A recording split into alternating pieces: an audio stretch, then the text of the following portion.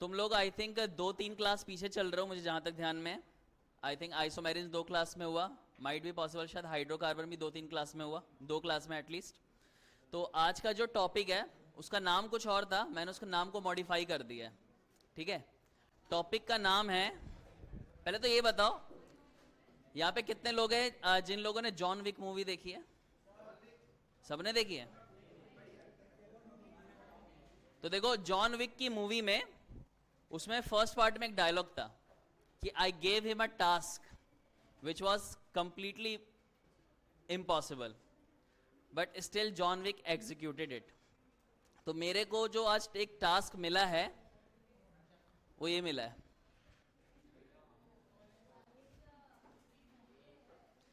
मुझे ये 90 मिनट के अंदर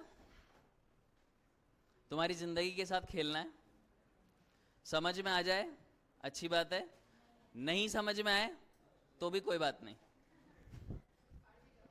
ठीक है, भाड़ में जाओ जो भी कह लो। ठीक है, तो हम लोग इसको करेंगे। मैं पूरी कोशिश करूंगा कि आप लोगों को सारा कुछ समझ में आए। बीच में अगर किसी को डाउट भी होता तो मैं सारे डाउट भी क्लियर कर दूंगा। ठीक है, मैं पढ़ाता असल में सब कुछ हूँ, बट फिलहाल आज ये सब कुछ चीज़ें दी गई हैं पढ़ाने वढ़ाने के लिए। तो हम लोग स्टार्ट करते हैं। ठीक है, मुझे सबसे पहले तो ये बताओ यहाँ पे कितने लोग हैं जिन्होंने अभी अभी इसी साल 12th पास किया है? तो मुझे जहां तक ध्यान है शायद से ये सारे टॉपिक हटा दिए थे। पढ़ा है फिर भी कुछ भी नहीं पढ़ा? ओके, चलो यार हम लोग स्टार्ट करते हैं। ठीक है, सबसे पहले हम लोग आते हैं पॉलीमर वाले चैप्टर पे। ठीक है, कि भाई पॉलीमर बेसिकली है क्या। ठीक है, जल्दी जल्दी आ जाओ क्योंकि आज गलती से भी 10 मिनट छूट गया या 5 मिनट छूट गया, एक सेक्शन पूरा खत्म हो जाएगा। चलो सुनो, मैं जो कुछ भी डिफाइन करने वाला हूं ओरली डिफाइन करने वाला हूं। ठीक है, आई होप सबको हिंदी हिंदी आती होगी और तुम लोगों को भी पता है कि अब वो 70s या 80s का टाइम है नहीं कि डेफिनेशन लिख दी गया and this is known as और ऑप्शन ABCD। वो तुम्हारे पेरेंट्स का जमाना था। तो अगर तुम्हारे पेरेंट्स लेटर से तुमसे पूछते हैं कि तुमसे नीट क्यों नहीं निकल रहा ये वो वगैरह वगैरह, तो तुम उनको बोल सकते हो कि आपने अपने टाइम पे क्या किया। आई होप ये रिकॉर्ड हो रहा होगा ना, मैं चाहता हूँ ये पेरेंट्स तक ये बात पहुँचे, क्योंकि क्या बोलते हैं IIT में 1950 का खड़गपुर का एंट्रेंस एग्जाम था, क्वेश्चन था 50C2 की वैल्यू क्या है। अगर किसी को के पास मैथ्स है तो वो समझ जाएगा 50C2 का मतलब क्या है। खैर हम लोग मेन टॉपिक पे आते हैं जो कि है पॉलीमर। पॉलीमर बेसिकली क्या होता है? पॉलीमर उसको बोलते हैं जो मैक्रो मॉलिक्यूल्स होते हैं। मैक्रो मॉलिक्यूल्स मतलब बहुत बड़े बड़े मॉलिक्यूल, और वैसे मॉलिक्यूल जो सभी छोटे मॉलिक्यूल को बार बार ज्वाइन पे ज्वाइन करके बनाया जाए।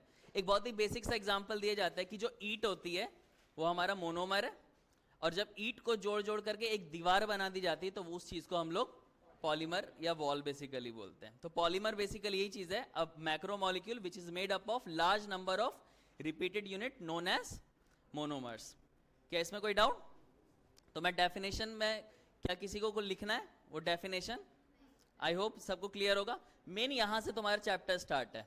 ठीक है, और ये जो पहली स्लाइड है ये मे भी अगर किसी ने 7th क्लास में या 8th क्लास में NCERT पढ़ी होगी तो ये वहां का पार्ट है, और हालांकि NCERT में भी है कि पॉलीमर को कितने पार्ट में हम लोग क्लासिफाई कर सकते हैं। तो अगर मैं इसके क्लासिफिकेशन की बात करूं तो सबसे पहला जो तुम्हारा क्लासिफिकेशन होगा इसमें वो है तुम्हारा बेस्ड अपॉन सोर्स, कि आखिर वो तुम्हारा पॉलीमर आया कहां से है। ठीक है, तो अगर वो नेचुरल है, नेचुरल में जैसे कि कॉटन हो गया, हाँ चलो ठीक है, सेलुलोज हो गया, वूल हो गया, या सिल्क हो गया। ठीक है, मैं ज्यादा टेक्निकल टर्म में नहीं जा रहा, सेलुलोज स्टार्च वो सब भी होगा यार, मना नहीं कर रहा, बट जो समझ में आने वाली चीज हो, क्योंकि यार यहाँ पे 2 लोग भी बैठे उनको भी तो समझाना है, ये लोग बेचारे बोर होते रहेंगे इसीलिए। ठीक है, तो ये तुम्हारे नेचुरल पॉलीमर हो गए। क्या समझ में? सेमी सिंथेटिक में क्या होगा, किसी को कुछ आइडिया? सेमी सिंथेटिक की डेफिनेशन सबसे पहले बता दूं। सेमी सिंथेटिक का मतलब कि इसका जो सोर्स है वो नेचुरल है, लेकिन उसमें कुछ ह्यूमन कुछ अपना कुछ काम वाम करते हैं तब जाकर के ये चीज बन के आती है। तो इसमें तुम्हारा जो एग्जांपल आएगा वो आएगा रबर, इरेजर बेसिकली। और क्या होगा मुझे नहीं पता, गूगल कर लेना, मेरी जितनी नॉलेज उतना ही लिख रहा हूं। ठीक है, अब हम लोग आते हैं मैन मेड पे। मैन मेड मतलब टोटली केमिकली बेस्ड रहता है, जिसमें तुम्हारा वो प्लास्टिक की पूरी फैमिली आ जाएगी। ठीक है, और इसके अलावा नाइलॉन हो जाएगा, ब्यूनास, ब्यूनैन, और तुम्हारे पता नहीं क्या क्या सारी चीजें, लाइक एक्राइलोनाइट्राइल, पीएचबीवी, काफी सारी चीजें। क्या इसमें कोई डाउट है? पक्का? नोट वोट तो नहीं करना होता ना? पक्का? बढ़िया है, अच्छी बात है। नेक्स्ट क्लासिफिकेशन है तुम्हारा based upon number of monomers. आगे 3-4 स्लाइड के बाद या 5 स्लाइड के बाद एक पॉलीमर की लिस्ट आएगी, उससे और बेटर तरीके से क्लियर हो जाएगा, but still I try to explain. Homopolymer का मतलब होता है जिसमें सिर्फ और सिर्फ एक मोनोमर हो। तो जब तुम्हें लिस्ट मिलेगी ना पॉलीमर और मोनोमर की, तो जिन जिन पॉलीमर में एक ही मोनोमर यूज हो रखा होगा उसको हम लोग बोलेंगे होमोपॉलीमर। ठीक है, फॉर एग्जाम्पल जैसे तुम्हारा पॉलीथीन हो जाएगा। देखो मैं श्योर हूं पॉलीथीन की स्पेलिंग गलत है, शायद से ई नहीं आता है। ठीक है, बेसिकली जब तुम इथीन के बहुत सारे मॉलिक्यूल को जोड़ दोगे तो वो मिला करके तुम्हारा पॉलीथीन बनाता है। या फिर तुम्हारा पीवीसी हो गया, या फिर पीएमएमए हो गया। इसका कोई नाम बता सकते हैं क्या है ये पीएमएमए? पॉलीमिथाइल मिथेक्राइलेट। ठीक है, ये पता नहीं होगा, मैं बता देता हूँ। ये जो चश्मा जो बना है ना, ये जिस ग्लास का है, इसको ग्लास नहीं बोलते, पीएमएमए है। या फिर जो लेंस होता है, या फिर जो एयरक्राफ्ट के जो तुम्हारे विंडोज होते हैं, वो उसी चीज के होते हैं। ठीक है, कोपॉलीमर का मतलब जिसमें एटलीस्ट 2 मोनोमर यूज हुआ हो और उन 2 से मिलकर के तुम्हारा वो बना हो। ठीक है, जैसे तुम्हारा टेरिलीन। टेरिलीन समझते हो? मैं बीच बीच में यूज ही बताते चलूंगा। क्या होता है टेरिलीन? ये डेक्रॉन भी इसको बोला जाता है। किसी को नहीं पता? कोई बात नहीं। पर्दा समझते हो? हिंदी में कर्टेन्स आई थिंक बोलते हैं। तो जो थिएटर में जो बड़े बड़े कर्टेन्स होते हैं ना, वो ये चीज होती है। या फिर अगर लेटेस्ट से यहाँ पे कोई अमीर बच्चा अगर बैठा हो बहुत ज़्यादा, अगर किसी ने 2nd क्लास एसी में ट्रेवल किया हो, 2nd क्लास में या फर्स्ट क्लास में होता है, 2nd क्लास में भी नहीं होता, फर्स्ट क्लास में होता है, उसमें ना कोचेज में वो पर्दा लगा के रखते हैं, बड़ा अच्छा रहता है।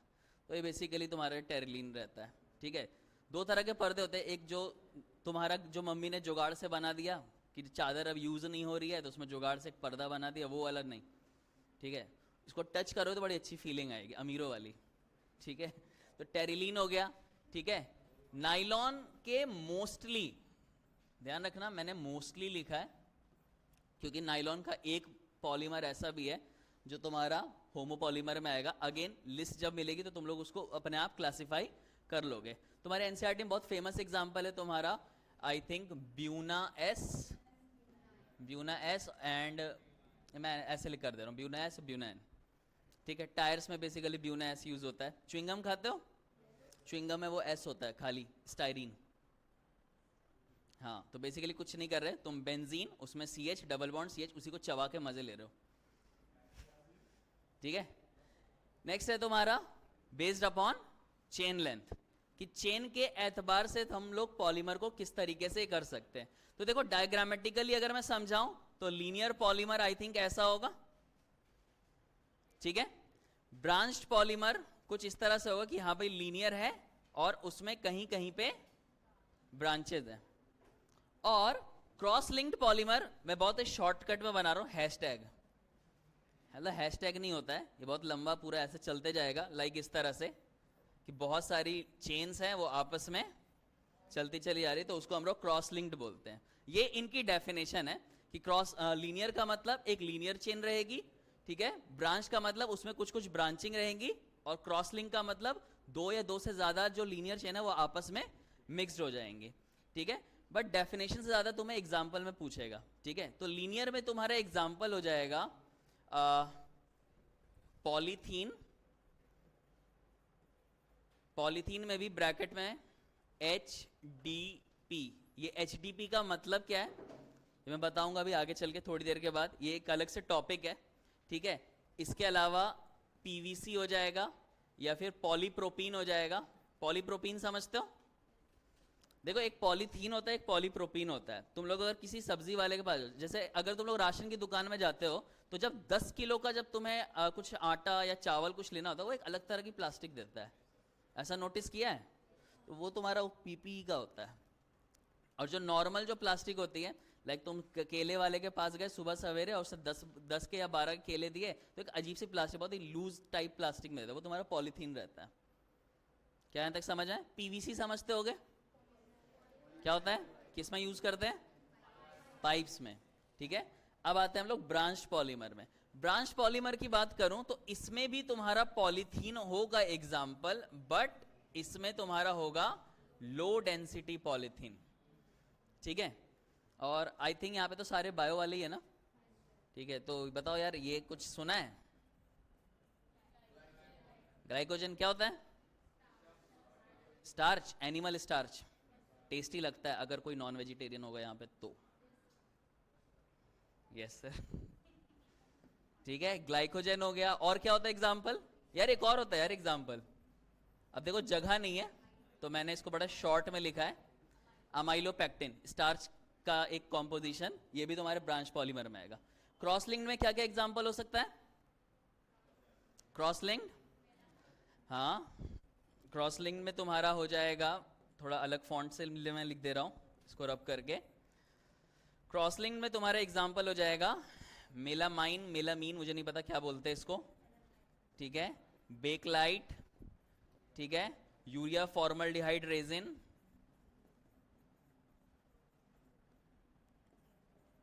यूरिया फॉर्मल्डिहाइड रेजिन, ये सब। मेलामीन बेसिकली फायर प्रूफ जो क्लोथ्स होते हैं जिनमें आग नहीं लगती, जो फायर फाइटर्स जो पहनते हैं, उसको हम लोग मेलामीन बोलते हैं। ठीक है, बेकलाइट जो तुम्हारे स्विच बोर्ड ये सब जो होते हैं वो सब, और वो जो सस्ते वाला जो स्विच बोर्ड होता है वो भी यूरिया फॉर्मल्डिहाइड रेजिन, वो भी वही है। लाइक सदर बाजार जाना, वहाँ पे अगर तुम्हें कोई सॉकेट मतलब बोले कि हाँ भाई ये क्रैब का है 50 रुपए में, समझ जाना कि वो यूरिया फॉर्मल्डिहाइड वाला बेच रहा है तुम्हें। समझ में आया? और ये वही तुम्हारा कुकर का हैंडल जो 8 को शायद पड़ेगा तुम्हें। यहां तक सारा समझ आया? ओके, 7 को एग्जाम है ना? 7 को ही पढ़ जाएगा, बताना ही क्यों है? हैं, रिजल्ट कब आएगा वैसे? 1 महीने बाद। जी लेना अपनी जिंदगी भाई। देखो नीट निकलेगा तो भी तुम्हें आगे चल के जिंदगी जीने का टाइम नहीं मिलेगा, और नीट नहीं निकला तो वैसी जिंदगी हराम होने वाली है। ठीक है, पापा तुम्हारे गैंग्स ऑफ वासेपुर का डायलॉग रिपीट करेंगे, साला सांप को पाल रहा था। चलो, अगला है तुम्हारा on the basis of mode of polymerization, कि तुमने उसको किस तरीके से पॉलीमराइज किया। तो पहला है एडिशन पॉलीमराइजेशन, नाम से ही पता चल रहा है, सिंपली रिपीटेड एडिशन बस होते जा रहा है, कोई भी हम लोग बाई प्रोडक्ट इसमें से नहीं निकाल रहे, उसको हम लोग एडिशन पॉलीमराइजेशन बोलते हैं, एडिशन पॉलीमर। ठीक है, इसका तुम्हारा एग्जाम्पल हो जाएगा पॉलीथीन, ठीक है, पीवीसी, पीपीई, ये सारी चीजें। टेफलॉन भी इसी में आ जाएगा। ये लो, देखो एग्जाम्पल लिखने जाओ, एग्जाम्पल हद से ज्यादा है। ठीक है, इसीलिए मैं हर 1-2 एग्जाम्पल के बाद एंड ऑफ थिंकिंग कैपेसिटी लिखते रहता हूँ, ईटीसी। ठीक है, दूसरा है तुम्हारा स्टेप ग्रोथ पॉलीमराइजेशन या फिर कंडेंसेशन पॉलीमराइजेशन। कंडेंसेशन इसलिए बोला जाता है क्योंकि मोस्ट ऑफ द केसेस में जो बाई प्रोडक्ट होता है वो वाटर निकलता है, इस वजह से। बट किसी किसी केस में अमोनिया भी निकलता है, किसी किसी केस में अल्कोहल भी निकलता है, तो इसीलिए हम लोग स्टेप ग्रोथ बोलते हैं कि थोड़ा सा ऐड किया, फिर जो बाई प्रोडक्ट है उसको हम लोगों ने उसमें से निकाल दिया। और इसकी डेफिनेशन होती है कि those polymerization in which are form by bi functional और ट्राई फंक्शनल मोनोमर, मतलब एक ऐसा मोनोमर जिसमें 2 फंक्शनल ग्रुप हो या 3 फंक्शनल ग्रुप हो, उनको जोड़ करके जो हम लोग पॉलीमर बनाएंगे उसको हम लोग स्टेप ग्रोथ बोलेंगे।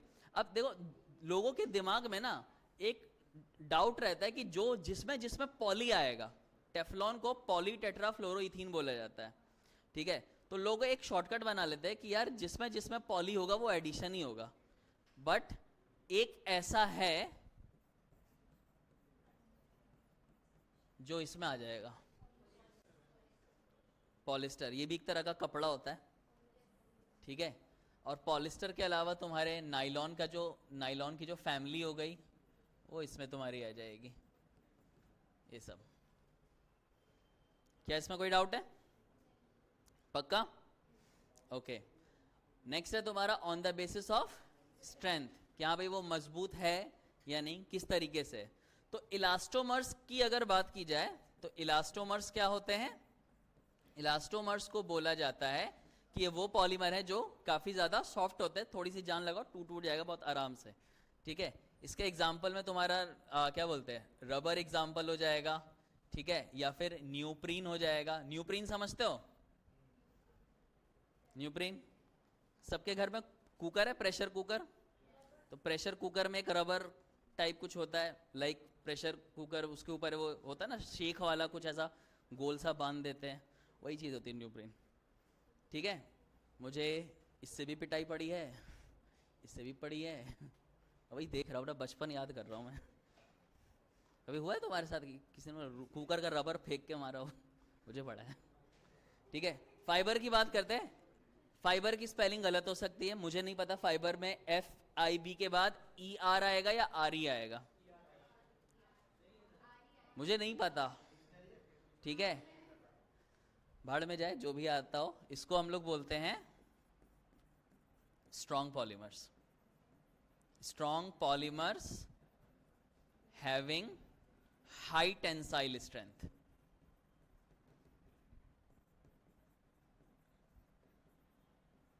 ठीक है, राइटिंग के लिए माफी, बल्कि राइटिंग के लिए माफी क्यों मानो, तुम तो डॉक्टर बनोगे ना, हैं? जिसको मेरी राइटिंग ना समझ आए डॉक्टर नहीं बन सकता, ध्यान रखना।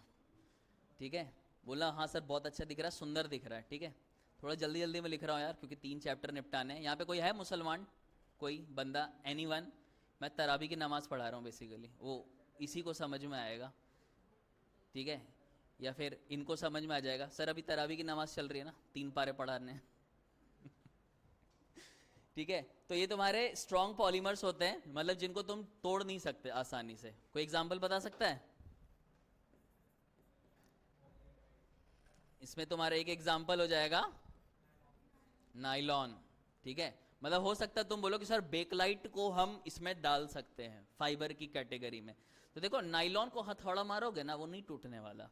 बेकलाइट को हथौड़ा मारोगे वो टूट जाएगा। और इसके अलावा एक ये भी एग्जांपल है यार, जूट। जूट भी आई थिंक फाइबर में होता है। ठीक है, ओके, ऐसे तो। नेक्स्ट आते हैं हम लोग थर्मोप्लास्टिक पे। थर्मोप्लास्टिक कैसे प्लास्टिक होते हैं? ऐसा प्लास्टिक जिसको अगर तुमने हीट किया तो ये मेल्ट हो जाएगा, और मेल्ट के अलावा इसको तुम बहुत आसानी से किसी भी शेप में मोल्ड कर सकते हो। वैसे प्लास्टिक को हम लोग थर्मोप्लास्टिक बोलते हैं। और थर्मोप्लास्टिक का तुम्हारा एग्जाम्पल हो जाएगा ये ऊपर के जितने तुम्हें दिख रहे हैं ना, पॉलीथीन, पॉलीथीन और PP। बेसिकली मैं इन दोनों को ये डाल रहा हूं, मुझे टेफ्लॉन का उतना आइडिया नहीं है कि वो उस कैटेगरी में आएगा नहीं। और थर्मोसेटिंग का मतलब क्या होगा? नाम से ही पता चल रहा है कि इसको अगर तुमने गर्म किया तो ये और ज्यादा सेट हो जाएगा, और इसको फिर यूज भी नहीं कर सकते, शेप भी बर्बाद हो जाएगी, इसका कोई यूज नहीं होने वाला फिर बाद में आगे चल के। तो थर्मोप्लास्टिक जो होते हैं वो गर्म करने के बाद और भी ज्यादा हार्ड हो जाते हैं। और इसका एग्जाम्पल तुम्हारा हो जाएगा बेकलाइट। ठीक है, जगह नहीं है इसलिए मैंने ETC लिख दिया। ठीक है, कोई ऐसा तो नहीं ना कि तुम लोग सोच रहे हो कि यार ETC तो सब में आता है। आई होप यहां तक क्लियर होगा सारा, पक्का? ओके, मतलब मैं मान के चल रहा हूं कि मैं सबको पहली बार पढ़ा रहा हूं, मतलब पहली बार ना, सब पहली बार ये टॉपिक पढ़ रहे हो, इसी बेसिस पे पूछ रहा हूं कि समझ में आ रहा है या नहीं। मतलब क्योंकि मेजोरिटी यहाँ पे ऐसी जो इस चैप्टर को हलवे में ही लेती है, और इससे क्वेश्चन गारंटीड आएगा, ध्यान रखना। ठीक है, जेई वाले तो तुम लोग हो नहीं, वरना पता है जेई वालों के साथ इतना बड़ा धोखा होता है कि वो बेचारे सब कुछ बहुत डिटेल में पढ़ते हैं। 30 क्वेश्चन आते हैं, और तुम्हें ध्यान होगा केमिस्ट्री में टोटल चैप्टर 32 हैं, 32। तो बेचारे कभी कभी कोई चैप्टर ऐसा पढ़ के जाते हैं और उसे क्वेश्चन ही नहीं आता। ठीक है, चलो नेक्स्ट पार्ट है तुम्हारा types of polymerization reaction mechanism. कि जब हम लोग कोई रिएक्शन कोई भी पॉलीमर बनाते हैं तो उसको किन किन मैकेनिज्म के थ्रू हम ले करके जा सकते हैं। तो कोई भी पॉलीमराइजेशन रिएक्शन 3 तरीके से हो सकता है। पहला है कैटायनिक पॉलीमराइजेशन, दूसरा अनायनिक पॉलीमराइजेशन, और तीसरा फ्री रेडिकल पॉलीमराइजेशन। तुम्हें इन पॉलीमराइजेशन रिएक्शन को डिटेल में नहीं पढ़ना है। अगर तुम जेई वाले अगर होगे, लेटस से कि मान लो तुम में से कोई ऐसा भी होगा जो 6 तारीख को भी एग्जाम दे रहा होगा, मान लो कोई अगर है, किसी पर ज्यादा पैसा आ रहा हो तो, ठीक है, तो बेसिकली उन लोगों को बेसिकली मैकेनिज्म पढ़ना होता है, तो मैं उस मैकेनिज्म का जो कंक्लूजन है वो तुम लोगों को बताने जा रहा हूं।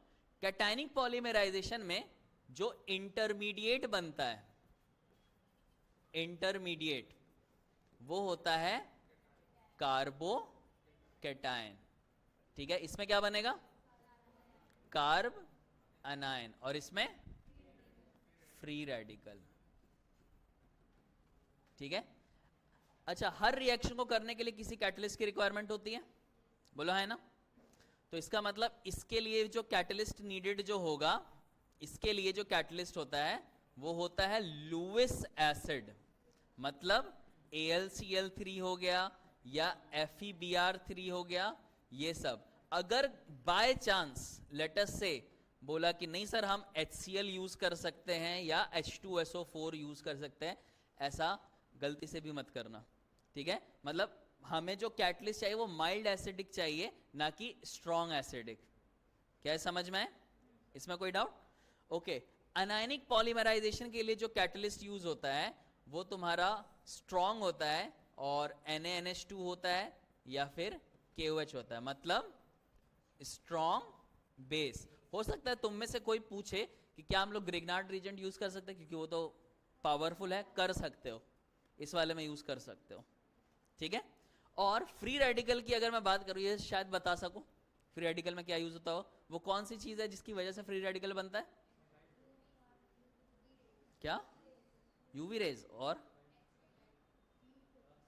पेरोक्साइड।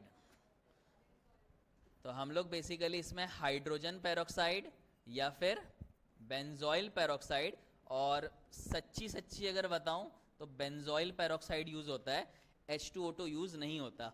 क्यों? पहली चीज महंगा होता है, और हम इंसान हैं, हम इंसानों के लिए सबसे पहले चीज मैटर करती है पैसा। एनवायरनमेंट को ये कभी नुकसान नहीं करेगा, बल्कि ये और अच्छा ऑक्सीजन रिलीज करता है।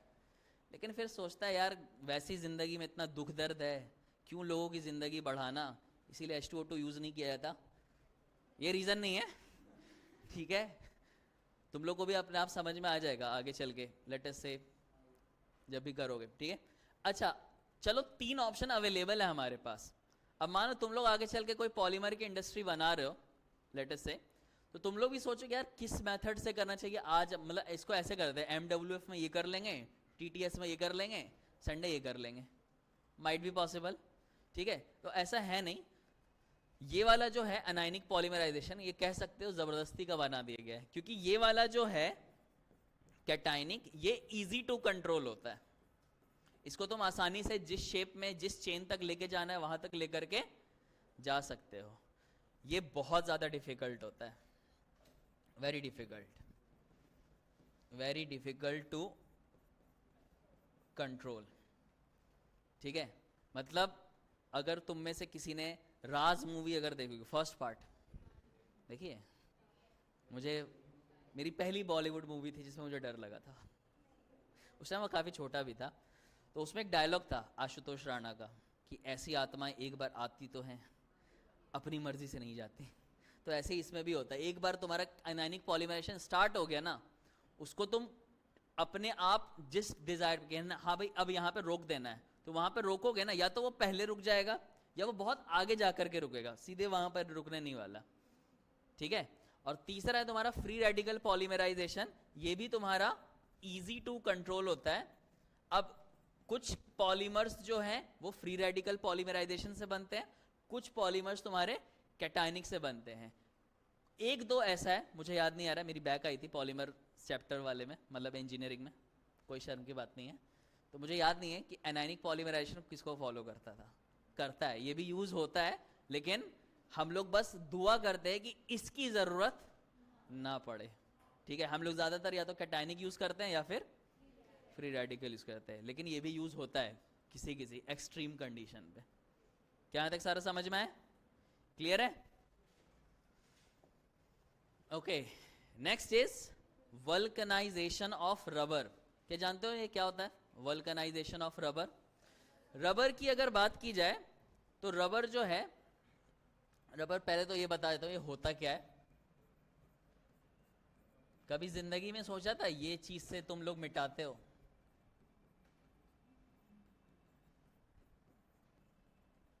ये चीज है, ये CH2 होगा, जैसे पानी होता है ना H2O, ऐसी रबर जो इरेजर जो होता है वो ये चीज होती है।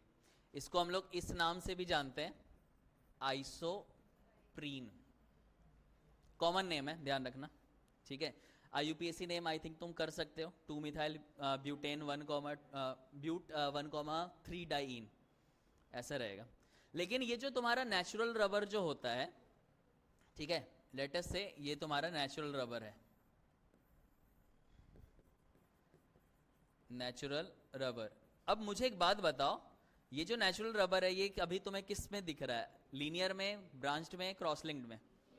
लीनियर दिख रहा है। तो नेचुरल रबर जो होता है ये काफी ज्यादा तुम्हारा सॉफ्ट होता है, ठीक है, और काफी ज्यादा सॉफ्ट होने की वजह से इसका मेल्टिंग पॉइंट भी कम होता है, और कम मेल्टिंग पॉइंट होने की वजह से इसका जो यूज होता है वो लिमिटेड एप्लीकेशन होता है इसका, मतलब तुम इसको हाई टेम्परेचर पे यूज नहीं कर सकते, ठीक है। बचपन में अगर कभी रबर बैंड जलाया, बड़ा मजा आता है, ठीक है। तो ये तुम्हारा नेचुरल रबर है। अब हम चाहते हैं कि नहीं, जो ये जो रबर है हम इसको ज्यादा से ज्यादा एक्सट्रीम कंडीशन में यूज कर सके। तो हम क्या करते हैं, इस रबर के मिक्सचर में हम लोग 2 से 5% सल्फर ऐड करते हैं, ठीक है, और टेम्परेचर शायद से 383 केल्विन होता है, ध्यान रखना मैंने शायद बोला है, मुझे ध्यान नहीं है, बट ऑब्वियसली 350 से ऊपर है। कितना? 270? 0 डिग्री पे? हाँ 3 होगा, वही तो, कितना बोला? 3415 ये होगा यार। 273 नहीं हो सकता, 273 का मतलब क्या होता है? 0 डिग्री सेल्सियस, 0 डिग्री सेल्सियस पे नहीं होता। तो ये तुम्हारा टेम्परेचर का रेंज है, मैंने मिडिल वाला लिखा है, ठीक है। तो होता क्या है, जब तुम इस रबर के मिक्सचर में 2 से 5% सल्फर ऐड करते हो तब क्या होगा, अब जो इसका जो रबर है ये अभी भी ऐसा ही है, लेकिन बीच बीच में ऐसे सल्फर ऐड हो जाते हैं। अब ये किस फॉर्म में चला गया? आई थिंक ब्रांच्ड फॉर्म में चला गया। अब अगर ये ब्रांच्ड फॉर्म में चला जाएगा तो तुम्हें लगता है कि इसकी जो सॉफ्टनेस थी, जो काफी ज्यादा सॉफ्ट था, अब थोड़ा ये हार्ड हो जाएगा, लिटिल हार्ड, ठीक है। इसका मेल्टिंग पॉइंट भी क्या हो जाएगा? हाई मेल्टिंग पॉइंट, और मोर इसका एप्लीकेशन भी तुम्हारा ज्यादा हो जाएगा। बाद में अलग बात है कि इसमें भी फिर तुम्हारा स्टाइरीन ऐड किया जाता है, तब जाकर के तुम्हारे टायर्स बनते हैं, ठीक है। या फिर अगर पेट्रोल पंप पे अगर गए होगे तो पेट्रोल पंप की जो पाइप होती है वो एक अलग चीज होती है, उसमें हम लोग एक्राइलो नाइट्राइल ऐड करते हैं, जिसको ब्यूना एन बोला जाता है। क्या यहाँ तक समझ में है? तो ये चीज है vulcanization of rubber. Vulcanization of rubber का मतलब बेसिकली देखा जाए तो रबर में एक ऐसी इंप्यूरिटी ऐड कर देना जिसकी वजह से उसकी प्रॉपर्टी पूरी तरह से चेंज हो जाए। फॉर एग्जाम्पल मैं यहाँ पे आया था, ये देखो बिना कैप में आया था, अजीब दिख रहे हैं ना बाल मेरे, तो मैंने अपने आप को वल्कनाइज कर लिया थोड़ा अच्छा दिखने के लिए। आई होप ये वल्कनाइजेशन क्लियर होगा। पक्का? किसी को कोई डाउट? ओके नेक्स्ट आई है, ये तो मेरा फेवरेट टॉपिक है, difference between low density polythene and high density polythene. ये तुम्हें जिंदगी में हमेशा काम आएगा, इसका जो कॉन्सेप्ट है, ठीक है। क्योंकि देखो अगर हम लो डेंसिटी पॉलिथीन की बात करें, इसमें भी हम लोग इथीन यूज करते हैं। हाई डेंसिटी पॉलिथीन की बात करें, इसमें भी हम लोग इथीन यूज करते हैं। ऑब्वियसली इसमें भी तुम्हारे एन मॉलिक्यूल होंगे, इसमें भी तुम्हारे एन मॉलिक्यूल होंगे, और किसी सर्टेन कंडीशन को अंडरगो करेगा तब जाकर के ये होगा। अब जब हम लोग लो डेंसिटी पॉलिथीन पे आते हैं, मतलब सस्ता वाला जो प्लास्टिक होता है, जो बहुत ही वाहियात टाइप दिखता भी है, इसका कोई यूज भी नहीं होता, वो ये लगभग तुम्हारे 1800 एटमॉस्फेरिक प्रेशर, 353 केल्विन टेम्परेचर और एब्सेंस ऑफ ऑक्सीजन, या यूं कह लो लिमिटेड सप्लाई ऑफ ऑक्सीजन, इतनी एक्सट्रीम कंडीशन में तुम्हारा जो पॉलिथीन बन के आता है उस पॉलिथीन को हम लोग लो डेंसिटी पॉलिथीन बोलते हैं, ठीक है, जिसको तुम ऑब्वियसली किस में यूज करोगे, कैरी बैग्स में, ठीक है, या फिर प्लास्टिक की जो बॉटल्स होती है उसमें, या बहुत ज्यादा अगर हुआ तो खिलौने, ये सब में। मतलब तुम देख सकते हो चीज वही है, लेकिन कितना ज्यादा तुम्हें प्रेशर देना पड़ रहा है, कितना ज्यादा तुम्हें उसको इंस्ट्रक्शन देने पड़ रहे हैं, इतनी ज्यादा एक्सट्रीम कंडीशन हो गई, और उसके बावजूद भी रिजल्ट क्या मिला, बहुत ही घटिया ग्रेड का प्लास्टिक। लेकिन जब हम लोग इसमें, जब हम लोग इथीन में, इसी इथीन को आई थिंक 5 नहीं यार, 2 से 5 एटमॉस्फेरिक प्रेशर, 323 केल्विन और प्रेजेंस ऑफ ऑक्सीजन में करते हैं, तब जो ये पॉलीथीन, तब जो ये तुम्हारा इथीन बनता है, ये तुम्हारा हाई डेंसिटी बनता है। तुम लोग सोच रहे होगे यार क्या सर कुछ ज्यादा जमीन आसमान का फर्क नहीं है आ गया, जब वो बहुत आसानी से बन जा रहा है तो फिर हम लोग उसको क्यों नहीं मतलब यूज करते वगैरह वगैरह। तो एक्चुअली ना ये रिएक्शन अभी अधूरी है, ये एकदम से अभी ये नहीं होता, ठीक है। इसको होने के लिए एक कैटलिस्ट की जरूरत होती है, और उस कैटलिस्ट को हम लोग बोलते हैं ज़ीगलर नैटा कैटलिस्ट। तुमसे इसका फॉर्मूला पूछ सकता है कि ज़ीगलर नैटा कैटलिस्ट है क्या, तो ज़ीगलर नैटा कैटलिस्ट जो है टाइटेनियम टेट्राक्लोराइड और ट्राई इथाइल एल्युमिनियम, इस चीज को हम लोग ज़ीगलर नैटा कैटलिस्ट बोलते हैं। मतलब तुम देख सकते हो एक इस चीज की होने की वजह से तुम्हारा प्रेशर ड्रास्टिकली कम हो गया, जो एब्सेंस ऑफ ऑक्सीजन में हो रहा था वो प्रेजेंस ऑफ ऑक्सीजन में होने लगा, और टेम्परेचर भी थोड़ा बहुत ड्रॉप हो गया। इससे हम लोगों ने लाइफ में क्या सीखा कि अगर कोई हमें किसी सर्टेन चीज में कन्वर्ट करना चाहता है, वो चाहे कितना भी हम पे प्रेशर डाल दे, कितनी भी हमारे लिए चीजें एक्सट्रीम कर दे, खाना नहीं मिलेगा ये वो वगैरह वगैरह, ये करो वो करो, लेकिन अगर तुम फिर भी किसी प्रोडक्ट में कन्वर्ट होते भी हो, घटिया ग्रेड में जाओगे। लेकिन अगर तुम्हारी जिंदगी में कैटलिस्ट आया, कैटलिस्ट का मतलब कुछ भी हो सकता है, ठीक है, ठीक है। फॉर एग्जाम्पल देखो दो चीजें होती है, कैटलिस्ट होता है, एक पॉइजन होता है, ठीक है। कैटलिस्ट वो चीज होती है जिसके होने से, खाली होने से, फॉर एग्जाम्पल आज आई थिंक मैच है, मुझे नहीं पता वो बंदा खेलेगा या नहीं, बट उसके होने से बाकी टीम को जोश आ जाएगा कि वो खेल रहा है, ठीक है। लेकिन अगर मान लो लेटर से वो नहीं रहा, उसकी जगह कोई दूसरा प्लेयर आ गया, मन नहीं लगेगा, मैं खुद नहीं देखूंगा मैच। आई होप समझ गए होगे किसकी बात हो रही है, ठीक है। तो ये बेसिकली तुम्हारा लो डेंसिटी पॉलिथीन और हाई डेंसिटी पॉलिथीन है। आई होप ये क्लियर होगा सबको अच्छे से, ओके। हमारे यहाँ भी कैटलिस्ट और पॉइजन है।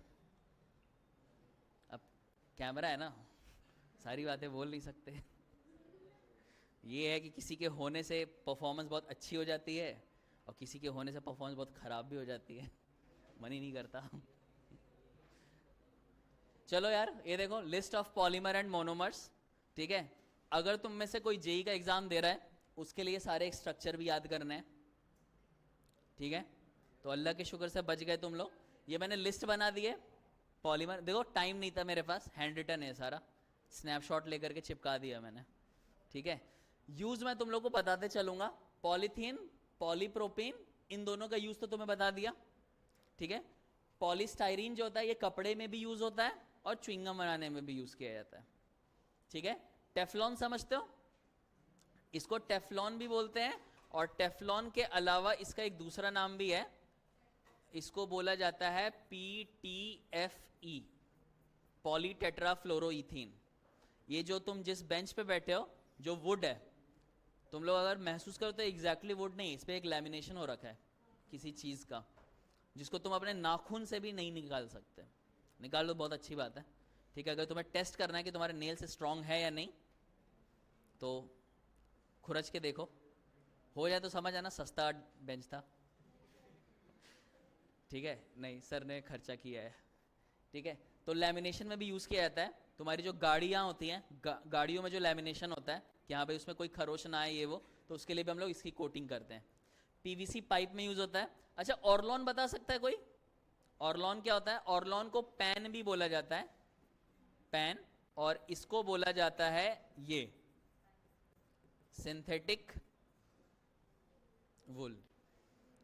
अगर कोई कभी अपनी दादी या नानी के साथ होता है ना, जबरदस्ती लेके चलती चल ऊन लाने, मैं गया हूं इसलिए मैंने देखा है, तो ऊन का जो गोले होता है ना उसमें ऑर्लॉन लिखा हुआ रहता है, ऑर्लॉन फाइबर लिखा हुआ रहता है, वर्ड मिलेगा, आज जा करके देख लेना। और अगर लेटर से तुम किसी दुकान में गए और तुम्हें ऊन सस्ता मिल रहा है, समझ आना वो ऊन नहीं है, वो ऑर्लॉन है असल में। ठीक है, पीएमएम में मैंने बता दिया, लेंस बनाने में या एयरक्राफ्ट के जो विंडो पैन्स होते हैं उसमें यूज किया जाता है। टेरिलीन पर्दे जो होते हैं उन सब में यूज किया जाता है। ग्लिप्टल भी अगर देखोगे तो ग्लिप्टल और टेरिलीन दोनों में इथाइलिन ग्लाइकॉल है। देखो इसमें भी इथाइलिन ग्लाइकॉल है, इसमें भी इथाइलिन ग्लाइकॉल है, बस एसिड थोड़ा सा चेंज है। ग्लिप्टल जो है ये हम लोग पेंट्स में यूज करते हैं, जितने भी तुम्हारे एशियन पेंट्स ये सब होते हैं वो सब में तुम्हारा ग्लिप्टल यूज किया जाता है। ठीक है, इसके अलावा मुझे जहां तक ध्यान है ये तुम्हारे सिलेबस में ही नहीं है, नाइलॉन 6 नाइलॉन 10 तुम्हारे सिलेबस में ही नहीं है, पढ़ लो नॉलेज के लिए। ठीक है, तुम्हारे सिलेबस में नाइलॉन 6 है और नाइलॉन 6 है। नाइलॉन 6 का मैंने यूज वो आ गया तुम्हारा, रोप्स में यूज होता है, रस्सियाँ जो होती हैं। ठीक है, या पैराशूट के जो तुम्हारे वो होते हैं ना, क्या बोलते हैं, पैराशूट जिससे पकड़ते हैं, वो चीज़ तुम्हारा इसी में आएगा।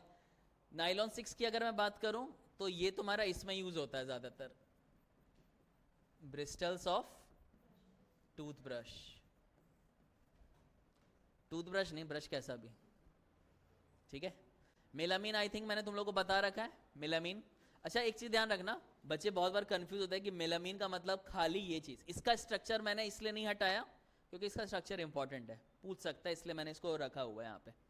ठीक है, तो ये स्ट्रक्चर इंपॉर्टेंट है, लेकिन ध्यान रखना मेलामीन का मतलब खाली मेलामीन नहीं होता, उसमें फॉर्मल्डिहाइड भी होता है। ठीक है, इसके बाद तुम्हारा बेकलाइट और नोवालॉक, दोनों में अगर देखो तो मोनोमर सेम है, लेकिन उसमें क्या है, एक लीनियर है और एक क्रॉस लिंक्ड है। ठीक है, इसके बाद तुम्हारा रबर, रबर में आइसोप्रीन, मैंने क्या बोला इसको सिस फॉर्म में, एक यहाँ पे तुम्हारा मिस हो रहा है उसको क्लोरोप्रीन बोला जाता है। ठीक है, ये यहाँ पे तो मैंने मिस कर दिया है, ये वही चीज़ है, देख लेना तुम्हें इसकी पीडीएफ मिलेगी। ठीक है, और इसके अलावा एक लास्ट ये है जो कि है तुम्हारा ब्यूना एस और Buna N. Buna S tyres में, और ये तुम्हारे जो पेट्रोल पंप के जो होज पाइप्स होते हैं उसमें बेसिकली यूज किया जाता है। ठीक है, यूरिया फॉर्मल्डिहाइड रेजिन बेसिकली सस्ता बेकलाइट अगर नॉर्मल भाषा में बोला जाए। और यहां से जितने भी है तुम्हारे, ये देखो ये जो मैं ग्रीन से जो मैं लिखने वाला हूं, ये जितने भी मैंने ग्रीन वाले जो हाईलाइट किए हैं ये सारे के सारे तुम्हारे बायोडिग्रेडेबल पॉलीमर है। ठीक है, पीएचबी ये हम लोग पैकिंग के लिए हम लोग यूज करते हैं, ये बायोडिग्रेडेबल पॉलीमर है। ये शायद से एनसीईआरटी में भी नहीं है, एनसीईआरटी में जो अवेलेबल है वो पीएचबीवी है और नाइलॉन 2 नाइलॉन 6 है, ये सारी चीजें हैं। डेक्स्ट्रॉन टाके जो होता है वो इसी चीज में लगते हैं। ठीक है, और एक मैंने नॉलेज के लिए डाल दिया है, ये मे भी अगर किसी ने काउंटर स्ट्राइक खेला हो तो वो समझ जाएगा, केवलार। कोई बता सकता केवलार क्या होता है? सीएस कभी खेला है? काउंटर स्ट्राइक, जो बुलेट प्रूफ जैकेट्स होती है वो इसी चीज की बनी होती है, केवलार फाइबर। क्या यहां तक सारा समझ में आया? सर कितना टाइम लगा, कितना टाइम लगा अभी तक? ठीक है, चलो नेक्स्ट चैप्टर। एनसीईआरटी घर जाके देख लेना, कोई पार्ट नहीं छोड़ा है। ठीक है, और बाय चांस अगर मैंने कोई पार्ट छोड़ा होगा तो समझ आना कि वो उसका बहुत कम चांस है कि तुम्हारे उसमें आएगा। एक पार्ट है तुम्हारा molecular weight concept of polymer, but वो जेई के पॉइंट ऑफ व्यू से, इसलिए मैंने उसको ये नहीं किया। ठीक है, नेक्स्ट है तुम्हारा chemistry in everyday life, chemistry in everyday life. ठीक है, तो इसमें सबसे पहले डेफिनेशन तो तुम्हारी यही है, ड्रग्स और मेडिसिन में क्या डिफरेंस होता है। ठीक है, तो अगर मैं मेडिसिन की बात करूं तो मेडिसिन उसको बोलते हैं जिसको थोड़ा सा अमाउंट लिया जाए और वो तुम्हें ठीक भी कर दे और उसकी तुम्हें आदत भी ना लगे और सेफ हो। कि मान लो तुम्हें लग रहा हो कि यार सर में दर्द है और तुमने पेट दर्द की मेडिसिन खा ली, ध्यान रखना मैं मेडिसिन वर्ड यूज कर रहा हूं, तो तुम्हें उसका साइड इफेक्ट भी ना हो। तो मेडिसिन का कोई साइड इफेक्ट यूज नहीं होता, मेडिसिन सेफ टू यूज होता है, मेडिसिन की हैबिट भी नहीं लगती है, बेसिकली मेडिसिन होता ही नहीं है। ये समझ में आया मेडिसिन का मतलब? मेडिसिन का मतलब एक आइडियल दवाई, और ध्यान रखना आइडियल नाम की कोई चीज नहीं होती, ठीक है। ड्रग्स की क्या बात, ड्रग्स की क्या डेफिनेशन होगी? ड्रग्स भी मेडिसिन की ही कैटेगरी में आता है, बस एक चीज उसमें प्रॉब्लम है, ये हैबिट लगा सकती है, ठीक है, इसके साइड इफेक्ट भी हो सकते हैं। और अगर लेटर से तुम में से कोई जाता है, क्या बोलते हैं इसमें मेडिसिन इंडस्ट्री में, इसको क्या बोलते हैं इस इंडस्ट्री को, फार्मास्यूटिकल इंडस्ट्री में, अगर कोई उसमें अगर जाता है ना तो उनको पता चलेगा कि जितने भी दवाइयां आती हैं उनका जो सक्सेस रेट होता है 5% रहता है, बाकी 95% सबने पढ़ रखा होता है कि लीवर सबके पास होता है, लीवर सबको बैलेंस कर देगा। ये पता था तुम लोगों को? ध्यान रखना कोई बात नहीं। क्या यहां तक समझ में आए मेडिसिन और ड्रग्स में डिफरेंस क्या होगा? ठीक है, ध्यान रखना मेडिसिन का मतलब आइडियल ड्रग्स और ड्रग्स का मतलब ये बेसिकली रियल ही होता है, ठीक है, इसके कोई साइड इफेक्ट नहीं होगा, सस्ता भी रहेगा वगैरह वगैरह, ठीक है। क्लासिफिकेशन ऑफ ड्रग्स की अगर मैं बात करूं तो क्लासिफिकेशन ड्रग्स को ओवरऑल 4 पार्ट में क्लासिफाई किया गया है। पहला पार्ट है तुम्हारा on the basis of pharmacological effect. Pharmacological effect का मतलब कि किसी भी पर्टिकुलर टाइप की बीमारी है कि लाइक बुखार हो गया या पैर दर्द हो गया, जोड़ों का दर्द हो गया, सर दर्द हो गया, किडनी फेल हो गई, हार्ट अटैक हो गया, तो उन सब की दवाई एक साइड में, ठीक है। तो इसको मैं ऐसे लिख सकता हूं on the basis of particular type of problem. किसी भी पर्टिकुलर टाइप ऑफ प्रॉब्लम के लिए कि दर्द की सारी दवाई एक तरफ कर दी, बुखार की सारी दवाई एक तरफ कर दी, हार्ट अटैक की सारी दवाई एक तरफ कर दी, वैसे वैसे क्लासिफाई कर दिया, ठीक है। मतलब मान लो अगर तुम में से किसी को लेटर से सोचा कि लाओ यार दवाई की दुकान खोलते हैं, तो तुमने मेडिसिन शॉप में देखा होगा वो लोग के बॉक्सेस में अल्फाबेटिकली लिख देते हैं, ठीक है। तो मैं उन मेडिसिन वालों की बात नहीं कर रहा कि कोई आया और उसने बोला कि मेरे को ये दवाई दे दो, तो वो डी सेक्शन में ढूंढ रहा है, अच्छा ये रहा, ये मिल गया, ये दवाई उठा के ले। अगर तुम सफदरजंग में जाओगे या एम्स में जाओगे वहां पे ऐसे क्लासिफाई होता है, या किसी भी हॉस्पिटल में जाओगे वो लोग ऐसे क्लासिफाई करते हैं, अल्फाबेटिकल ऑर्डर में नहीं करते, वरना फिर मैं भी यहाँ पे नहीं होता, मैं भी एक दवाई की दुकान, छोड़ो हटाओ। दूसरा है तुम्हारा on the basis of drug action, basically rate of reaction के बेसिस पे, ठीक है। कि कोई बंदा गया दवाई की दुकान में और बोला कि यार बहुत ज्यादा सर दर्द है, जल्दी से कोई दवाई दे तुरंत ठीक हो जाए, ठीक है।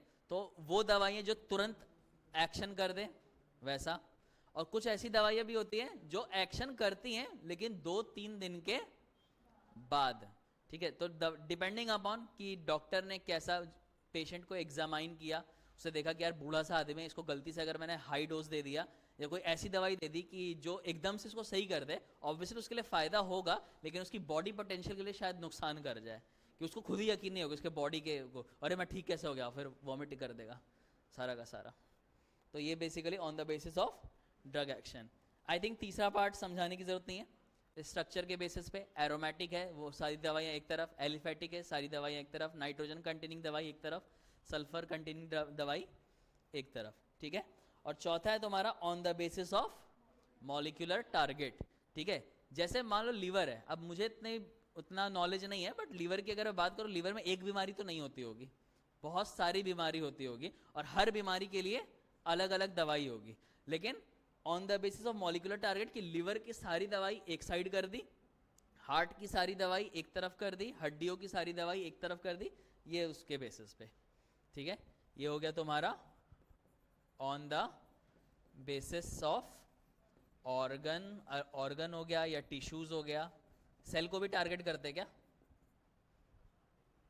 पूछ रहा हूं मैं, मुझे नहीं पता, तुम लोग आगे चलकर डॉक्टर बनोगे। यहां तक सारा क्लियर है? पक्का? ओके। ये यार, ये नेक्स्ट स्लाइड में किसी से डिस्कस कर रहा था, ये मुझे किसी ने बोला कि सर ये आप स्लाइड मत पढ़ाना, बच्चे आपको खुद पढ़ा देंगे। तो ये मैं जानना चाहता हूँ कि क्या ये तुम लोगों को पता है competitive inhibitors, non competitive inhibitors क्या होते हैं? मुझे जो मेरी नॉलेज है मैं अपने नॉलेज के हिसाब से तुम्हें बता देता हूँ कॉम्पिटिटिव इनहिबिटर्स का मतलब क्या होता है और नॉन कॉम्पिटिटिव इनहिबिटर्स का मतलब क्या होता है। कॉम्पिटिटिव इनहिबिटर्स का मतलब, एक सिंपल से एग्जांपल लेता हूँ, ठीक है? अगर मैं सिंपल एमसीडी वाला एग्जांपल लूँ, एमसीडी इन द सेंस कि लेटेस्ट से तुम रात में घर गए, ठीक है, तुम्हारी गली की हालत बहुत ज़्यादा ख़राब है और अचानक से 10 बजे के बाद एक शोर होने लगा गली में, तुम्हें दिख रहा है कि कंस्ट्रक्शन चल रहा है और रात होते होते तक पूरी गली निपट गई और सुबह 6 बजते बजते तक वो रोड सूख भी गया, ठीक है, ताकि 7 बजे फिर लोगों के आने जाने में आसानी हो सके। ये होता है, दिल्ली में तो होता है, मुझे बाकी का नहीं पता, ठीक है, क्योंकि गवर्नमेंट का सारा टैक्स दिल्ली में ही लगता है, ठीक है। तो वैसी दवाइयाँ, ठीक है, जिसको तुमने दवाई ली और एक पर्टिकुलर टाइम के बाद तुम पॉजिटिवली रिस्पॉन्स करने लगे, फॉर वो भी परमानेंटली, ऐसा नहीं, फॉर अ टाइम बिंग, वैसी दवाइयों के जो एक्शंस होते हैं या वो जो इंटरेक्शन होता है उसको हम लोग कॉम्पिटिटिव इनहिबिटर बोलते हैं। कि इससे पहले एंजाइम आए, ठीक है, और कुछ अपना काम करे, दवाई जो होती है पहले उस जगह पे पहुंच जाती है, उसको रिपेयर करती है, रिपेयर करने के बाद फिर एंजाइम को बोलती है आइए पधारिए, जाइए अब आपका रास्ता है। क्या ये समझ में है? लेकिन कुछ चीजें ऐसी भी होती हैं जो एक रात में सही नहीं हो सकती, जैसे फ्लाईओवर का काम, दिल्ली में कहीं भी जाओ तुम्हें फ्लाईओवर का ही काम दिखेगा, ठीक है।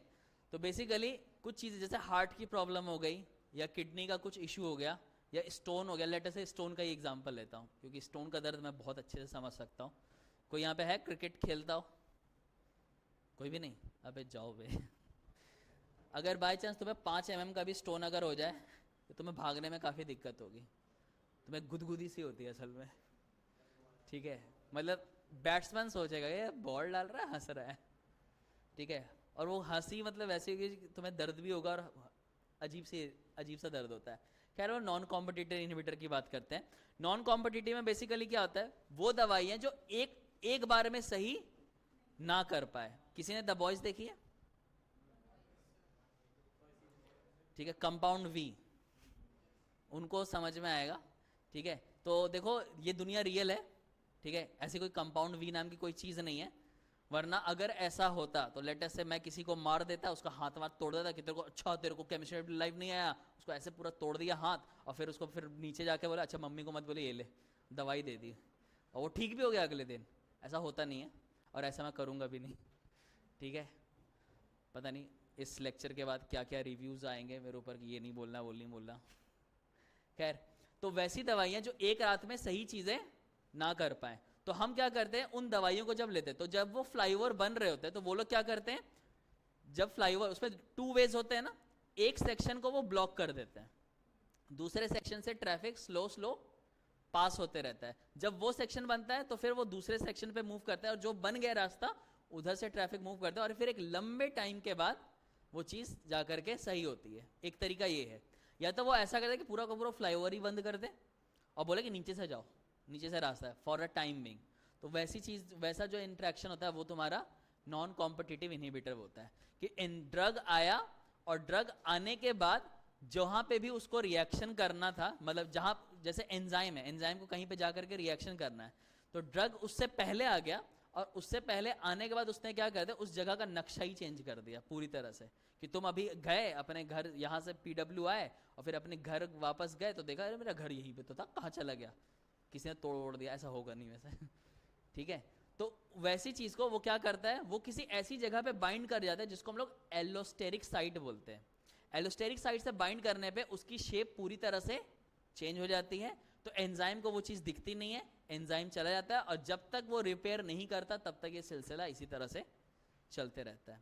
वो तुम्हारा नॉन कॉम्पिटिटिव इनहिबिटर है। ये मैंने बता दिया, मुझे वैसे मैंने बता दे रहा हूँ, अभी तक मैंने 2002 से लेकर के 2022 तक कोई क्वेश्चन नहीं देखा है, but being a part of syllabus मुझे ये बताना पड़ा क्योंकि इसी के बेसिस पे तुम्हें टाइप्स ऑफ ड्रग आगे चल के समझ में आएगा। और साइड इफेक्ट कब होता है, किसी को पता है? कोई भी दवाई कब साइड इफेक्ट करती है? ज्यादा ज्यादा क्वांटिटी में खा लिया और एक बात बताओ, कोई किसी को मन करेगा ज्यादा क्वांटिटी में दवाई खाने का? नहीं, वैसे कुछ कुछ लोग होते हैं कि यार इस दवाई से थोड़ा तो ठीक हो गया, लाओ एक और खा लेते हैं, जल्दी ठीक हो जाऊंगा। तो चलो एक ज्यादा क्वांटिटी में मान लेते हैं। एक्चुअली में जो तुम्हारा साइड इफेक्ट होता है वो इस वजह से होता है कि तुम्हें लेटर से सर दर्द की दवाई है और तुमने सर दर्द की दवाई खाई, तो दवाई के दिमाग में ये आया कि मुझे तो दर्द दूर करना है, ठीक है, इसके दिल में भी दर्द है, मतलब वो सर दर्द के अलावा वो और भी किसी चीज से इंटरेक्शन कर दे, ठीक है, लेटर से पैर में तो उसको साइड इफेक्ट कर दे या उसको वॉमिटिंग करवा दे, कुछ भी वैसा, ठीक है। क्योंकि जब भी कोई दवाई साइड इफेक्ट करती है, दो चीजें होंगी। जो तुम्हारा सबसे बेस्ट केस सिनेरियो होगा, तुम्हें वॉमिटिंग आ जाएगी तुरंत उसी टाइम, इसका मतलब कि हाँ भाई दवाई जो है वो रिएक्शन कर रही थी। और अगर नहीं वॉमिट कर पाए तो तुम्हारी स्किन धीरे धीरे पिंक होने लगेगी, पिंक होने के बाद उसमें रैशेज आने लगेंगे और तुम्हें लगेगा कि तुम बहुत दिनों से नहाए नहीं हो, खुजली होने लगेगी वगैरह वगैरह, और गंदे केस में तुम्हारे बाल सफ़ेद हो जाएंगे, मेरे नहीं हुए, ठीक है। ये सब मैं बता दे रहा हूँ, तुम लोग डरा नहीं रहा, बस बता रहा हूँ, ठीक है, तुम लोगों को भी बड़ा मज़ा आएगा आगे चल के, ठीक है। तो ये तुम्हारा साइड इफेक्ट है का कॉन्सेप्ट है, ठीक है। फॉर एग्जाम्पल खाना वाना खाते हो, तुमने सोचा कि अरे क्या NaCl, आज KCl डाल के खाते हैं, ठीक है। तो अगर किसी ने असुर नाम की वेब सीरीज देखी होगी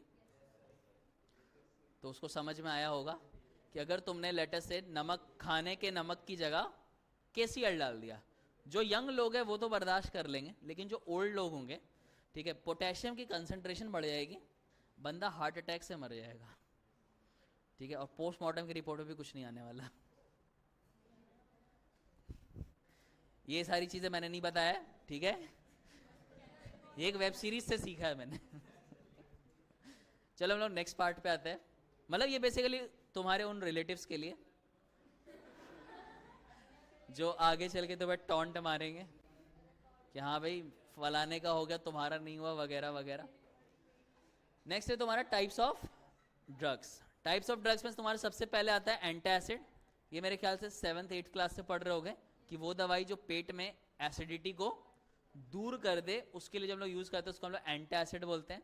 एंटासिड में तुम्हारा एग्जाम्पल हो जाएगा मैग्नीशियम हाइड्रोक्साइड, इसको मिल्क ऑफ मैग्नीशिया बोलते हैं। इसके अलावा रेंटीडाइन। एक चीज ध्यान रखना, तुम्हें कमर्शियल एग्जाम्पल नहीं लिखना है, कंपनी का नाम नहीं लिखना कि इनो, सर इनो, ठीक है, ये या जेलोसेल, ये सब नहीं लिख के आना है। तुम्हें जो उस दवाई में जो कॉम्पोजिशन है उसका नाम लिखना है। तो रेंटीडाइन हो गया या फिर टेगामेट, और भी शायद कुछ होता होगा पता नहीं। तो ये सब, ठीक है। अगर तुम लेटर से जेई वाले होते, इनका स्ट्रक्चर 2019 से रिपीट होना चालू हुआ है, पता नहीं क्यों, क्या ही मिलेगा उनको स्ट्रक्चर याद करके। एंटीहिस्टामिन क्या होता है? एलर्जिक। बेसिकली हमारी बॉडी में एक प्रोटीन होता है जो एलर्जिक रिएक्शन से हमें बचा के रखता है, ठीक है। लेकिन जब उस प्रोटीन की कमी होने लगती है तो हमारी बॉडी एलर्जिक रिएक्शन शुरू कर देती है, चाहे खुजली होना हो, छींकना हो, और भी क्या, और क्या एलर्जी होती है? तो वही तो खुजली हो गई, खुजली हो गया, छींकना हो गया, मतलब बेसिकली बॉडी जो है अजीब तरीके से बिहेव करना चालू कर देती है। तो वैसी चीज को दूर करने के लिए हम लोग एंटीहिस्टामिन्स लेते हैं। एंटीहिस्टामिन्स में तुम्हारा एग्जांपल हो जाएगा एविल और सेल्डेन, ठीक है। बाद में आगे चल के जब डेवलपमेंट हुआ मेडिसिन में तो पता ये चला कि बहुत सारे लोगों को ना एंटासिड खाने की आदत हो जाती है कि यार आज उसकी शादी है, बड़ा अच्छा खाना है, या मैंने खाना खा लिया, अबे ले रेंटीडाइन चल, ठीक है। रेंटीडाइन क्या करता है? तुम दवाई खाना, तुम्हारा पेट साफ कर देगा, फिर दूसरे की शादी में जाके खा सकते हो, ठीक है। तो लोगों ने बोला यार थोड़ी बहुत हैबिट बन रही इस चीज की, ठीक है। तो ऐसी कौन सी दवाई है जो पेट को साफ भी कर दे, मतलब कोई एसिडिटी ना हो, ठीक है, और हैबिट भी ना लगे? तो एंटीहिस्टामिन को तुम एज ए एंटासिड भी यूज कर सकते हो, can be use as antacid, और बल्कि ये मोर इफेक्टिवली होता है। यहाँ पे मैं स्टार मार्क करूंगा। मोर इफेक्टिवली का मतलब कि बहुत ही अच्छे से इलाज करेगा, बट ऐसे केस में डॉक्टर के प्रिस्क्रिप्शन की जरूरत पड़ेगी। तुम ये बिना डॉक्टर के प्रिस्क्रिप्शन के ले सकते हो, लेकिन अगर तुम अपने पेट की बीमारी को दूर करने के लिए एंटीहिस्टामिन लेना चाहते हो तो पहले एक बार डॉक्टर से पूछ लेना। डॉक्टर को बता देना कि हाँ भाई ऐसी ऐसी प्रॉब्लम है, क्या मैं एविल ले सकता हूँ या सेल्डेन ले सकता हूँ या नहीं। अगर उसने मना कर दिया तो अपना दिमाग मत लगाना, कह रहे ऐसे कैसे। ठीक है, नेक्स्ट है तुम्हारा न्यूरोलॉजिकली एक्टिव ड्रग्स। ठीक है, जो बेसिकली तुम्हारे दिमाग से खेले। तो इसमें तुम्हारा सबसे पहला एग्जांपल है तुम्हारा ट्रांक्विलाइजर। ठीक है, चाहे तुम्हारा सीवियर मेंटल डिजीज हो, चाहे हल्की फुल्की मेंटल डिजीज हो, ठीक है, कैसी भी चीज हो, मूड स्विंग्स हो रहे हैं, उन सब चीजों के लिए तुम्हारा ट्रांक्विलाइजर। मतलब तुम्हें लग रहा है यार नीट नहीं निकलेगा, अरे सर बहुत डिप्रेशन में जा रहा हूँ, ये वो वगैरह वगैरह, या इंस्टाग्राम में उसने ये मैसेज कर दिया, उसने मेरी फोटो पे ये कमेंट कर दिया, मुझे कोई प्यार नहीं करता वगैरह वगैरह, उन सब के लिए तुम ट्रांक्विलाइजर खा सकते हो। ये सिर्फ और सिर्फ ध्यान रखना, मैं दोबारा से एक बार बोल दे रहा हूँ, मैं आज की क्लास को स्टार्ट करने से पहले बोलना भूल गया था कि इस क्लास में की गई सभी बातें काल्पनिक है, जिनका किसी भी व्यक्ति विशेष से कोई संबंध नहीं है। अगर किसी को मेरी बातों से बुरा लगता है तो उसके लिए वो खुद जिम्मेदार है, और अगर किसी ने मेरी बातों से कुछ सीखा तो ध्यान रखना मैंने नहीं सीखा है, मैंने भी कहीं वेब सीरीज से सीखा है। देखो मैं बच गया। ठीक है, तो ट्रांक्विलाइजर बेसिकली तुम्हारे माइल्ड या फिर सीवियर मेंटल इश्यूज के लिए यूज किया जाता है। ठीक है, इसके लिए एग्जाम्पल हो जाएगा रिसरपाइन, इक्वानेल,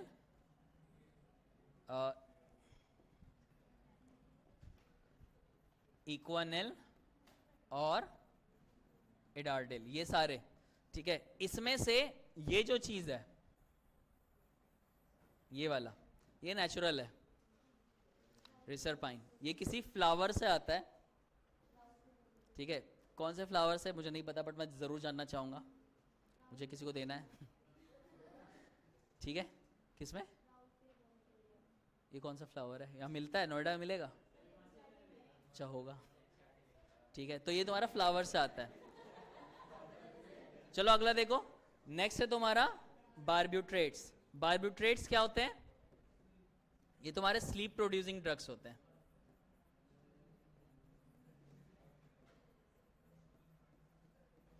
मतलब अगर तुम्हें नींद नहीं आ रही, ठीक है, टेंशन से कि यार बहुत ज़्यादा परेशान हो, तो ये ले सकते हो। ध्यान रखना मैं नहीं बोल रहा हूँ, एनसीईआरटी बोल रहा है। ठीक है, तो मुझे मत फंसाना। तो जितने भी नींद की दवाइयाँ जो होती हैं, लाइक कोई बहुत ज़्यादा परेशान है, परेशानी की वजह से नींद नहीं आती वगैरह, तो उनको स्लीप प्रोड्यूसिंग ड्रग्स ये सब किया जाता है। जैसे लुमिनल हो गया या फिर सेकोनल हो गया। ठीक है, एनसीईआरटी में और भी एग्जांपल्स हैं, मैंने बस खाली नाम वाम लिख दिए। और ये तो नाम से ही पता चल रहा है एंटी डिप्रेसेंट। ठीक है, मतलब तुम्हें सदमा लग जाए कि अचानक से, मतलब देखो सदमे भी दो तरीके से हो सकते हैं कि लेटर से तुम्हें 350-400 मार्क्स आते थे और तुम नीट में डबल डिजिट या सिंगल डिजिट में आ गए, उसमें भी सदमा लगता है, ऐसा कैसे हो गया। ठीक है, और दूसरा सदमा वही किसी भी चीज़ की परेशानी का। कुछ बच्चे ऐसे होते हैं जो रेगुलरली 650 ला रहे होंगे या 550 ला रहे होंगे, फिर भी डिप्रेशन में कि यार 550 से स्कोर नहीं बढ़ रहा या 120 से ऊपर स्कोर नहीं बढ़ रहा, कैसे किया जाए वगैरह वगैरह। तो देखो यार, सबसे पहली चीज़ डिप्रेशन में तो जाना नहीं।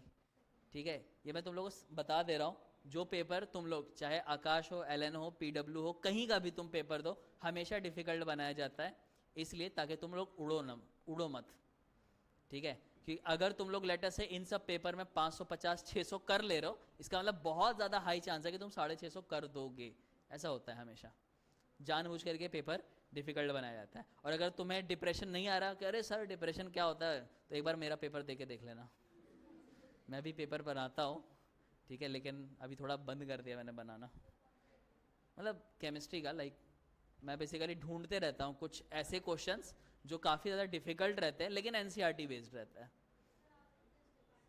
क्या मैं देखो, मेरा काम शाम में चाय वाय बांटने का होता है, बट आज सर आए नहीं थे, तो आज मुझे भेज दिया गया कि आज चले जाओ पढ़ा दो, इसलिए। ठीक है, देखा नहीं यहाँ पे ब्रेड पकोड़े समोसे सब। वरना अगर मैं प्रॉपर अगर पढ़ा रहा होता तब तो यहाँ पे रेगुलर क्लास लेता ना। चलो अगला देखो यार। मुझे इसका एग्जाम्पल याद नहीं है, कोई बता सकता है? शायद से ये है। एक एग्जाम्पल मुझे ध्यान है, एक और एग्जाम्पल होगा। हाँ ठीक है, एक और एग्जाम्पल होगा, मुझे ध्यान नहीं है। एनसीईआरटी में देख लेना, मिल जाएगा तुम लोगों को। ठीक है, सेरोटोनिन वैसे कुछ होता था यार, मैं दिमाग से निकल रहा है, क्या होता था? नहीं, ये वो चीज़ नहीं है, वो ऑक्सीटोसिन होता है। वो मुझसे ज़्यादा किसको पता होगा? कौन? ये सेरोटोनिन हो सकता है करता होगा भाई। देखो तुम लोग डॉक्टर बनोगे, हमें इन सब चीज़ों से ये ये मेरी एक्सपर्टीज से बाहर है।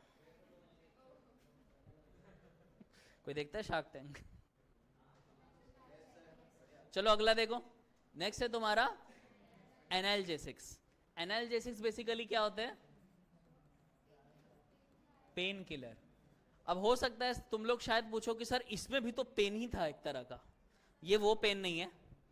पेन किलर का मतलब कि मैं आया एक थप्पड़ मार दिया किसी को और उसका सर जो है टकरा गया और उसको दर्द होने लगा जब छू रहा है, टच कर रहा है, वैसा पेन। बेसिकली फिजिकल पेन जो होता है उसको दूर करने के लिए हम लोग एनाल्जेसिक्स यूज करते हैं, फिजिकल पेन किलर। ठीक है, फिजिकल जो भी चोट लग जाए, ठीक है, जैसे कोई क्रिकेटर है या कोई फुटबॉलर, उसको चोट लग गई, ठीक है, तो उसको हम लोग सीधे कोई दवाई छिड़क देते हैं, कुछ लोशन वोशन या कुछ भी, और वो एकदम से खेलने लग जाता है। क्यों? क्योंकि जो उसके रिसेप्टर होते हैं, जो भी वो दवाई लगाता है, जो भी ऑइंटमेंट आता है, वो उसके रिसेप्टर को पूरी तरह से मतलब सुला देता है, सुन कर देता है, तो उसको दर्द का एहसास नहीं होता और तब तक वो कंटिन्यू करते रहता है। ठीक है, उस दवाई को मिथाइल सैलिसाइलेट बोलते हैं और उसका एक लिमिट है कि हाँ भाई 15% से ऊपर का नहीं मिलेगा। हालांकि उसका कोई साइड इफेक्ट है नहीं, बट ये मेडिसिन वालों का एक बिजनेस है कि अगर आम लोगों को पता चल जाए कि ये चीज़ दवाई दूर करती है तो हर कोई उसका हायर से हायर कंसंट्रेशन लेंगे। तो तुम्हें डॉक्टर से लिखवाना होता है, डॉक्टर उसको लिखने के अलग से 200 रुपये लेता है या 500, और एक विशेष साइकिल है जो चलते जाता है। और तुम में से कोई सोचे, क्योंकि मैंने ये चीज़ किसी क्लास में रिपीट करी थी, उसमें एक लड़का इमोशनल हो गया था, उससे बोला कि सर मैं ये दूर करूँगा, तो मैंने उसको एक हिंदी की कहावत दी थी कि अकेला चना कभी भांड नहीं फोड़ता। ये समझ आया? कोई बात नहीं। तो देखो ये दो तरह के होते हैं। एक होता है नारकोटिक। नारकोटिक मतलब कि इसको एक बार लिया तो तुम्हारी जिंदगी बहुत अच्छी हो जाएगी, तुम्हें बार बार मन करेगा लेने का। ठीक है,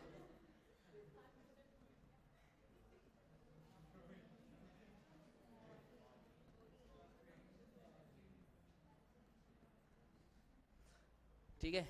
हीरोइन यूज नहीं किया जाता, कुछ ज्यादा ही हाई लेवल में, ये उससे कम लेवल और ये उससे भी कम लेवल। मॉर्फिन तुम्हें मिल सकता है, लेटर से तुम सड़क से जा रहे हो, अचानक से कोई गाड़ी 60 की स्पीड में ठोक दे तुम्हें, ऑब्वियसली दर्द होगा बहुत तगड़ा वाला। अब वहां से लेकर के हॉस्पिटल तक ले जाने के लिए एम्बुलेंस कोई तो दवाई देगी ना, कि तुम्हें कुछ पता ना चले, वो ये दवाई होती है मॉर्फिन। ठीक है, और कोडीन बेसिकली अगर तुम्हें लेटर से खांसी अगर हुई हो, तो जिनको खांसी में यहाँ पे दर्द होता है, तो वैसी खांसी में कोडीन फॉस्फेट यूज किया जाता है, नींद में मतलब सुला देता है अच्छी तरह से। ठीक है, जब तक उठते हो तब तक खांसी अच्छी खासी कम हो चुकी होती है। ये अलग बात है, उसके लिए डॉक्टर की प्रिस्क्रिप्शन चाहिए और ये काफ़ी ज़्यादा महंगा होता है, या फिर क्या बोलते हैं प्रेगनेंसी, ये डिलीवरी के टाइम पे भी दिया जाता है। ठीक है, और नॉन नार्कोटिक की अगर मैं बात करूं तो नॉन नार्कोटिक में ऑयल ऑफ विंटर ग्रीन, ठीक है, इसी चीज को हम लोग इस नाम से जानते हैं, मिथाइल सैलिसाइलेट। ठीक है, मतलब ये ऑइंटमेंट है बेसिकली। ठीक है, इसके अलावा ये तुम लोगों ने सुना होगा, चावल दाल की तरह खाते होगे, ठीक है, या फिर मैं भी शायद ये भी सुना होगा, डाइक्लोफेनेक सोडियम। एक और मैं आई थिंक मिस कर रहा हूं, ये तुम्हारे सिलेबस में ही है, एस्पिरिन, ये सारे तुम्हारे नॉन नार्कोटिक है, ठीक है। इसके बाद एंटीबायोटिक, एंटीबायोटिक क्या होता है, जो बैक्टीरिया को मारने के लिए यूज किया जाए। बैक्टीरिया से याद आया, तुम में से किसी ने एक वेब सीरीज देखी जो अभी अभी recently I, the last of us?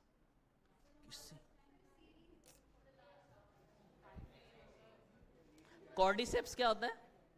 Cordyceps, cordyceps muscle होता है, उसको कोई फंगाई इंसेक्ट अफेक्ट करता है क्या? कोई चींटी में एक फंगाई एंटर करता है और फिर वो उसको पूरी तरह से खा जाता है अंदर ही अंदर। उसी के ऊपर द लास्ट ऑफ अस बनी है कि वो एक ऐसा फंजाई होता है जो 94 डिग्री फ़ारेनहाइट से ऊपर जी नहीं सकता। तो उस वेब सीरीज़ में ये दिखाया गया कि ग्लोबल वार्मिंग हो गई काफ़ी ज़्यादा, तो वो जो फंजाई है वो इतना ज़्यादा डेवलप हो गया कि वो इंसान के अंदर एंटर हो गया। बड़ा मज़ा है देखना, ठीक है। नेक्स्ट है तुम्हारा, इधर देखो, ब्रॉड स्पेक्ट्रम एंटीबायोटिक और नैरो स्पेक्ट्रम। देखो नाम से देखो, वैसे तो इसकी बायो में एक अलग डेफिनेशन होती है, ब्रॉड स्पेक्ट्रम और नैरो स्पेक्ट्रम, बट मैंने उस तरीके से याद नहीं किया। मैंने ऐसा याद किया कि छोटी बीमारी के लिए नैरो, बड़ी बीमारी के लिए ब्रॉड। हालांकि इसका ओरिजिनल डेफिनेशन से कोई लेना देना नहीं है, ठीक है, लेकिन इसी हिसाब से याद रख लेना। इसमें तुम्हारा एग्जाम्पल हो जाएगा ऑफ्लॉक्सेसिन और पेनिसिलिन, ये भी शायद फंजाई से ही आता है ना, ठीक है। और नैरो ब्रॉड स्पेक्ट्रम एंटीबायोटिक में तुम्हारा हो जाएगा टेट्रासाइलिन, ठीक है, स्ट्रेप्टोमाइसिन, ठीक है, और एक और है क्लोरम फेनिकॉल, ये शायद से टाइफाइड के लिए है और ये शायद टीबी के लिए है। अगर मैंने आगे पीछे कर दिया तो मेरे को बता दो यार, क्योंकि मुझे ध्यान नहीं है। सही लिखा है क्या? ये भी किसी ना किसी में यूज होता होगा यार, पता नहीं। यहां तक कोई डाउट? ओके। एंटीसेप्टिक और डिसइंफेक्टेंट क्या होता है? देखो मैं इसका ना एग्जाम्पल लिख रहा हूं, उससे बहुत अच्छे से क्लियर हो जाएगा। अगर मान लो तुम्हारे पास 1% वेट बाय वेट फिनॉल है, 1% वेट बाय वेट फिनॉल का मतलब कि 1 ml फिनॉल और 99 ml पानी, तो वो तुम्हारा डिसइंफेक्टेंट है। लेकिन अगर तुम्हारा वही चीज 0.1% वेट बाय वेट है, फर्क देख रहे हो कंसंट्रेशन का? अब अपना दिमाग मत लगाना कि सर 1% में घर साफ हो जाता है, हम 5 लेते हैं। तो तुम्हें पता होगा कि अगर फिनॉल के जो वेपर्स है अगर तुम्हारे लंग्स में एंटर होंगे तो लॉन्ग टाइम के बाद तुम्हें उसका एक इफेक्ट देखने को मिलेगा आगे चल के। इसको यूज नहीं है, इसको ज्यादातर हॉस्पिटल्स में ही हम लोग यूज करते हैं, ठीक है। तो देख सकते हो कंसंट्रेशन का फर्क है। इसको हम लोग लिविंग टिश्यूज में अप्लाई कर सकते हैं और इसको हम लोग सीधे नॉन लिविंग में सीधे डाल देते हैं। तो इसमें तुम्हारा डिसइंफेक्टेंट में फिनॉल हो जाएगा, क्लोरीन हो जाएगा, आई थिंक क्लोरीन से शायद आई थिंक स्विमिंग पूल को साफ किया जाता है, तो ये सब हो जाएगा। एंटीसेप्टिक में अब देखो यार, एनसीईआरटी ने ना ये नाम लिखा हुआ है इसलिए मैं लिख रहा हूँ। हो सकता है तुम लोग बोलोगे अरे सर आप तो ने तो कंपनी का नाम लिख दिया, एनसीईआरटी में ये नाम है, ठीक है। इसके अलावा बोरिक एसिड, ये भी शायद यूज होता है, ठीक है। और आयोडोफॉर्म हो गया, आयोडोफॉर्म हो गया, टिंक्चर ऑफ आयोडीन हो गया, ठीक है। मुझे डेटॉल के बारे में लिखना है, कहाँ लिखो? एक स्लाइड मेरे को ऐड करवानी है यार। सर एक्सक्यूज मी, एक स्लाइड मेरे को इसमें ऐड करनी है यहाँ से, ठीक है। तो देखो डेटॉल जो होता है इसको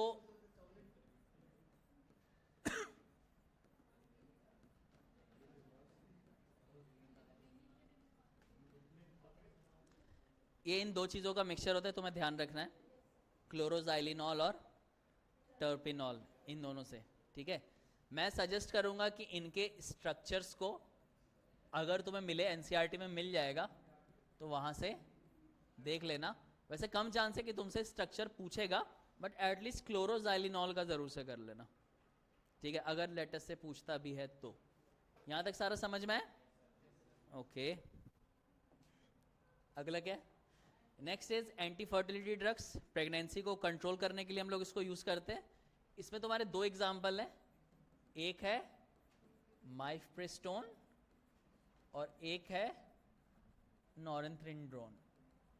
पता नहीं, शायद स्पेलिंग मैंने गलत लिखी हो, ठीक है, बट एग्जैक्टली क्या है, ऐसे ही कुछ होता है। ऐसा नहीं करेगा कि वो तुम्हें स्पेलिंग आगे पीछे कर देगा, वो आईआईटी में एग्जाम में करता है। आईआईटी में एक बार ऐसा हुआ था, उन लोगों ने स्पेलिंग आगे पीछे कर दी थी बस, ठीक है।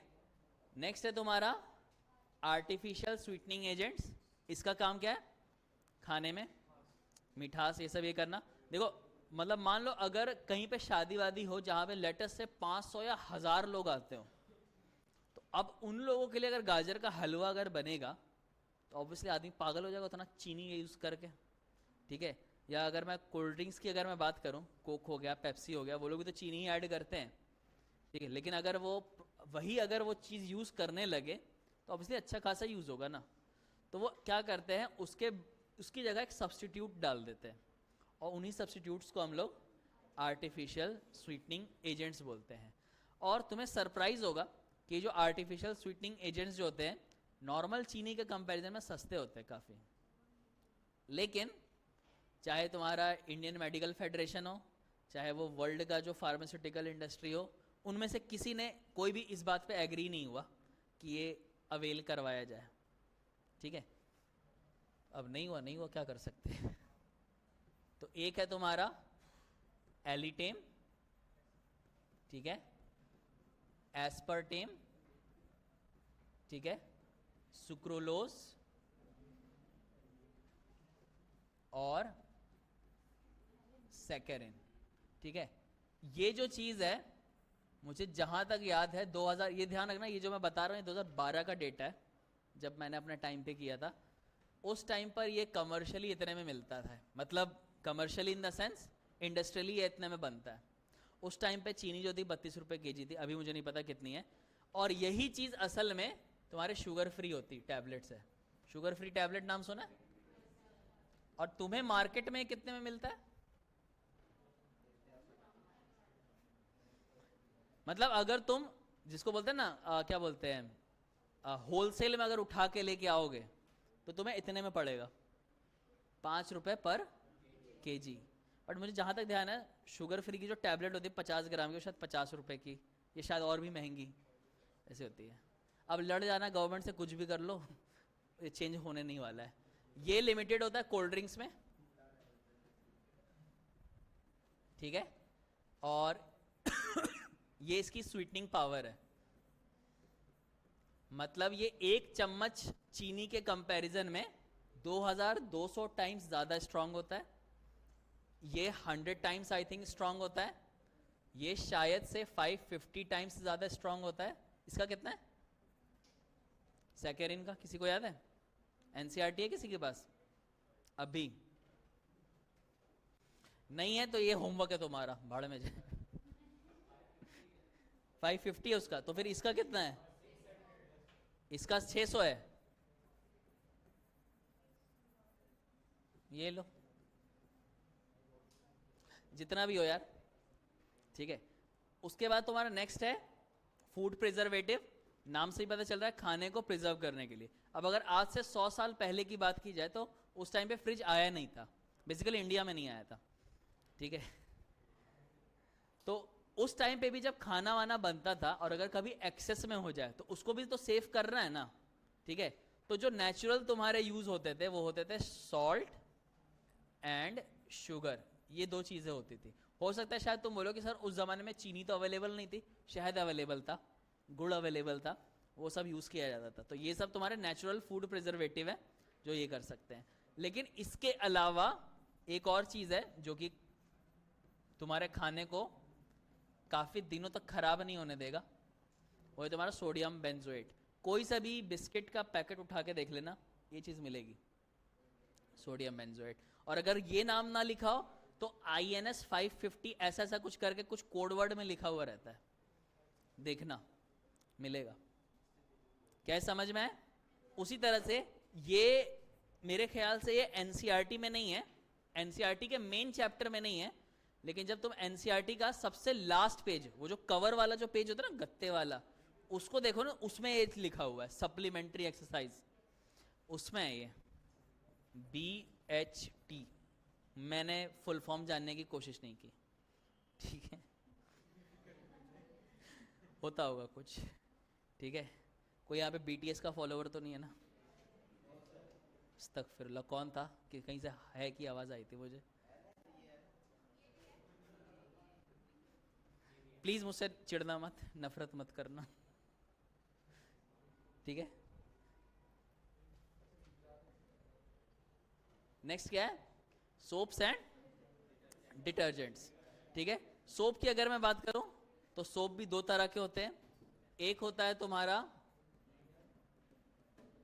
टॉयलेट सोप और एक होता है मेडिकेटेड सोप।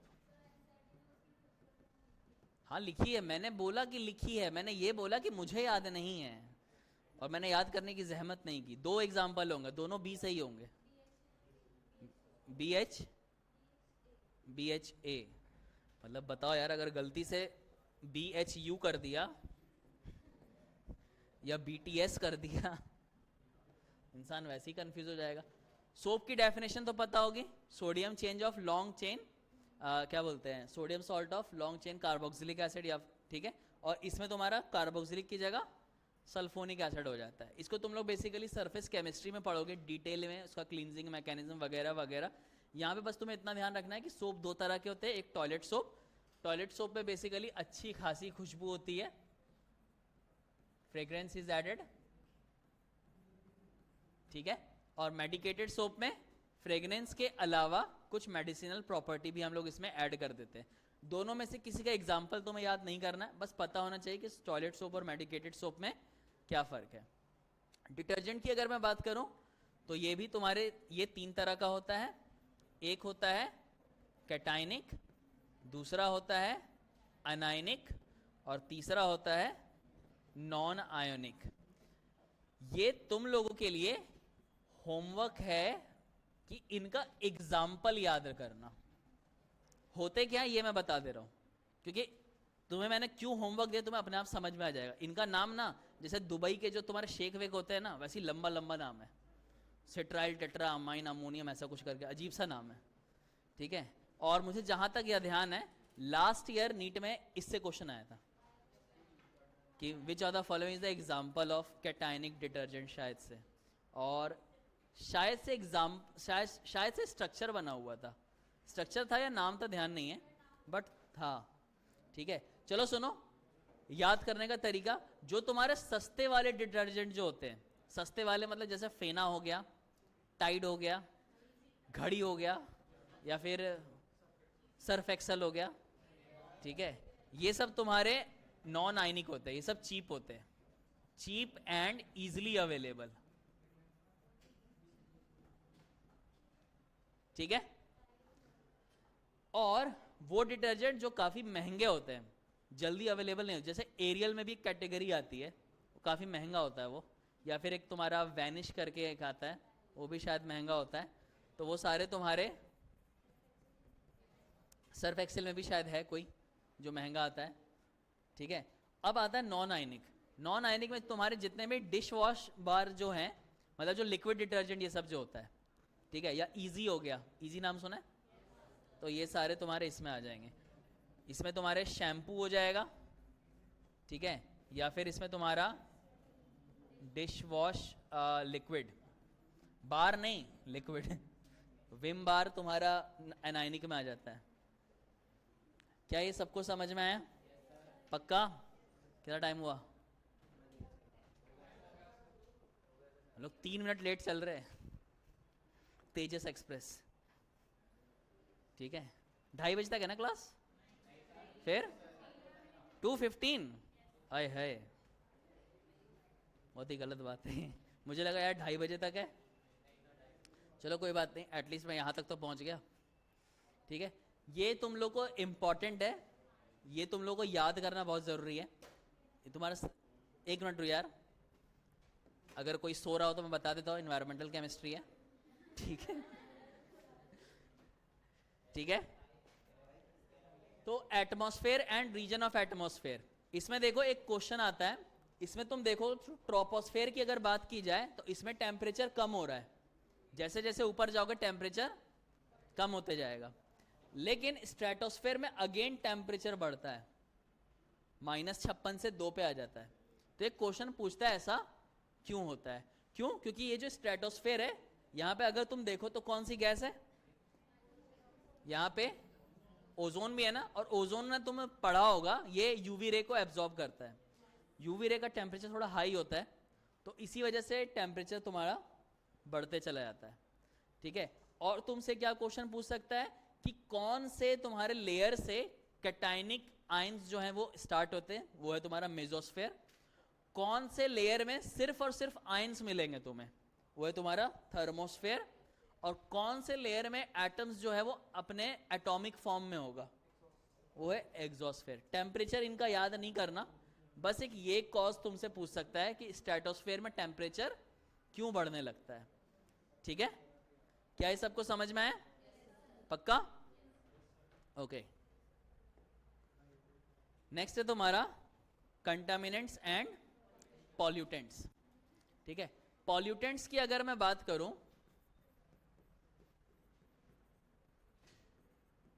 ये तुम्हारा नेचुरल भी हो सकता है और मैनमेड भी हो सकता है।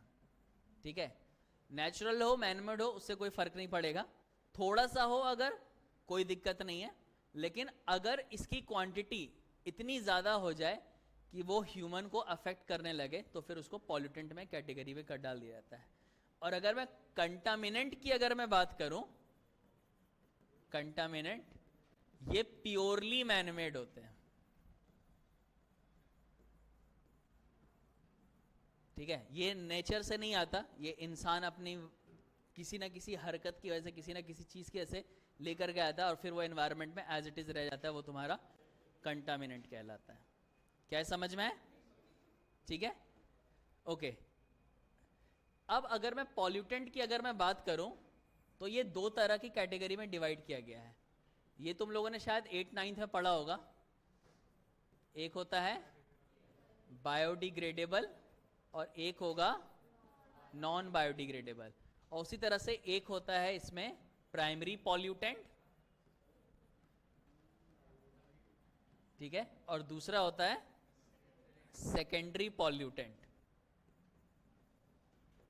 ठीक है, बायोडिग्रेडेबल पॉल्यूटेंट जो बेसिकली अगर लेटर से तुमने छोड़ भी दिया तो खुद खुद ही कुछ टाइम के बाद डिकम्पोज हो जाएगा।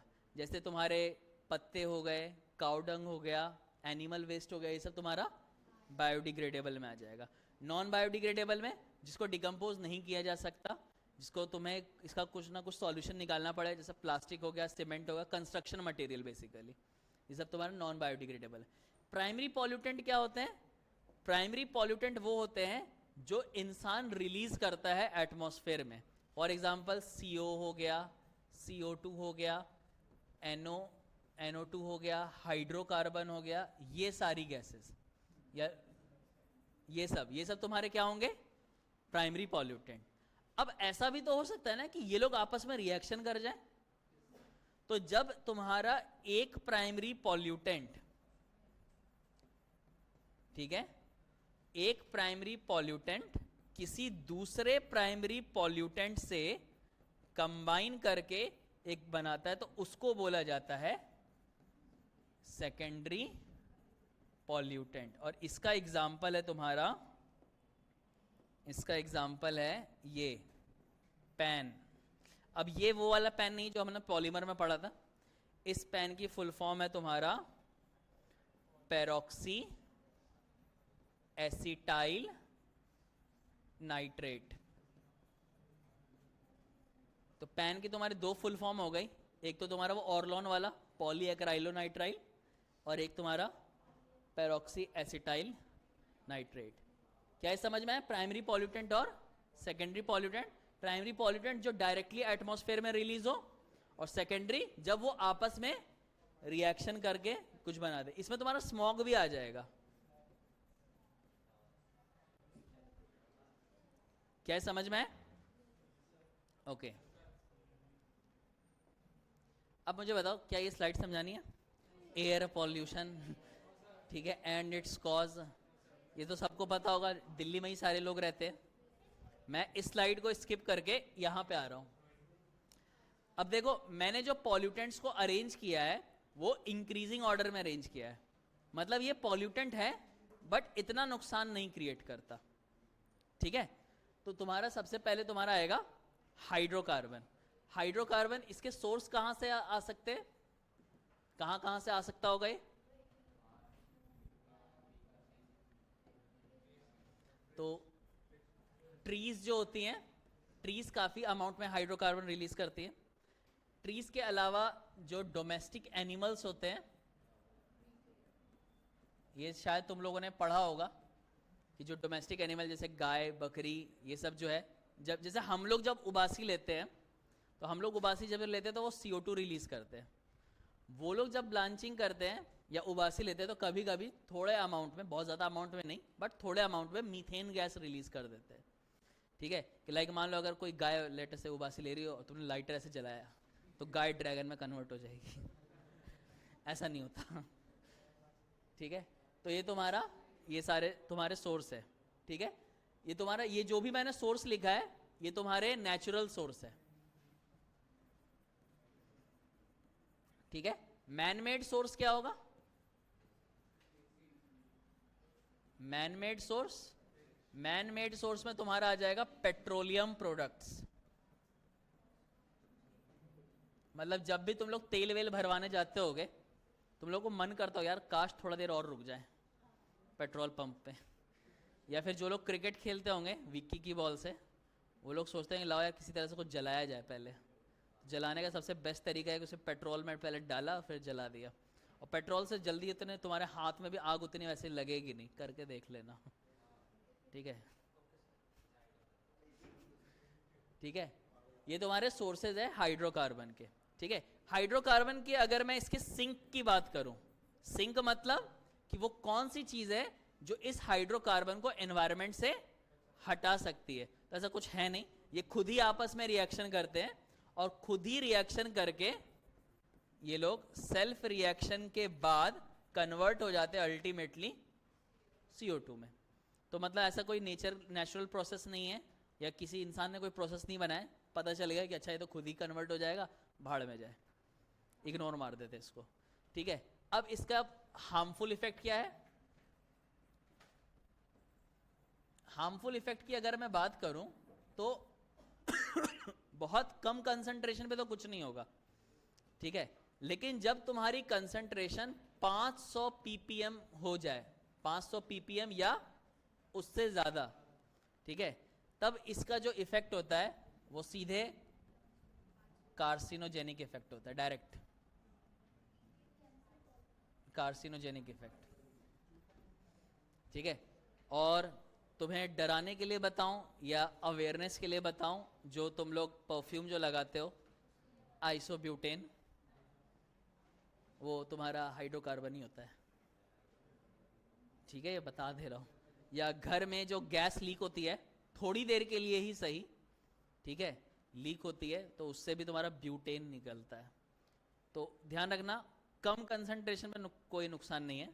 जब बहुत ज़्यादा देर तक हो जाए, इतने को एक्सीड कर जाए, ध्यान रखना कार्सिनोजेनो इफेक्ट ये कर सकता है। ध्यान रखना, मैंने ये नहीं बोला कि कर देता है, मैंने बोला कर सकता है। अब किसी की बॉडी इम्यून होगी, उसको कोई फर्क नहीं पड़ेगा, वो तुम लोग देख सकते हो तुम में से कौन नशेड़ी है, ठीक है। यहां तक सारा समझ आया? ओके। अगला देखो, यहां पे जो मैंने कॉक्स लिखा है, CO और CO2 दोनों है, ठीक है। CO2 तुम्हारा मेन पॉल्यूटेंट नहीं है, CO2 इनडायरेक्टली करता है और बहुत तगड़े तरीके से लंका लगाता है, जिसको ग्लोबल वार्मिंग बोलते हैं। तो हम लोग यहाँ पे जो मेन पढ़ने वाले हैं वो किसके बारे में पढ़ने वाले? कार्बन मोनोऑक्साइड के लिए। इसके जो सोर्स होंगे, नेचुरल सोर्स क्या होगा? नेचर में कहां से आता होगा ये? नेचर कैसे अनबर्न कर देगा? नेचर से तुम्हारा ये बहुत ज्यादा आता है फॉरेस्ट फायर, जंगल में जो आग लग जाती है, किसी ने सिगरेट विगरेट फेंका होगा या टहनियां आपस में टकराई होंगी, वो बॉलीवुड की मूवी वाला कॉन्सेप्ट, बॉलीवुड की मूवी तो फूल टकराते थे। खैर, सोर्सेस की अगर बात करो तो फॉरेस्ट फायर तुम्हारा हो जाएगा। फॉरेस्ट फायर के अलावा ये भी एक सोर्स है, डीके ऑफ क्लोरोफिल। मतलब जब पत्ते डिकम्पोज करना चालू करते हैं तो पत्तों में क्लोरोफिल होता है ना, तो क्लोरोफिल जब डिकम्पोज करने लगता है तो वो स्मॉल अमाउंट में कार्बन मोनोऑक्साइड को रिलीज करता है। ये तो तुम्हारा नेचुरल सोर्स हो गया। मैनमेड सोर्स में क्या हो जाएगा? देखो, मैनमेड सोर्स अगर तुम्हें कभी भी याद ना आए ना तो बस याद रखना कंबशन ऑफ फ्यूल सबसे बेस्ट। फ्यूल मतलब फॉसिल फ्यूल की बात हो रही है यहां पे, वरना पता चला कोई अपना दिमाग लगाए और बोले सर हाइड्रोजन भी तो फ्यूल होता है। तो यहाँ पे हाइड्रोजन की बात नहीं हो रही, फॉसिल फ्यूल की बात हो रही है। क्या इसमें कोई डाउट है? ओके। इसके अगर मैं सिंक की बात करूं कि आखिर ये कैसे मतलब एनवायरनमेंट से खत्म होता है, तो इसके लिए भी इंसानों ने ज्यादा परेशानी नहीं ली। क्यों? क्योंकि हमारे एनवायरनमेंट में माइक्रो ऑर्गेनिज्म होते हैं, बैक्टीरिया ये सब।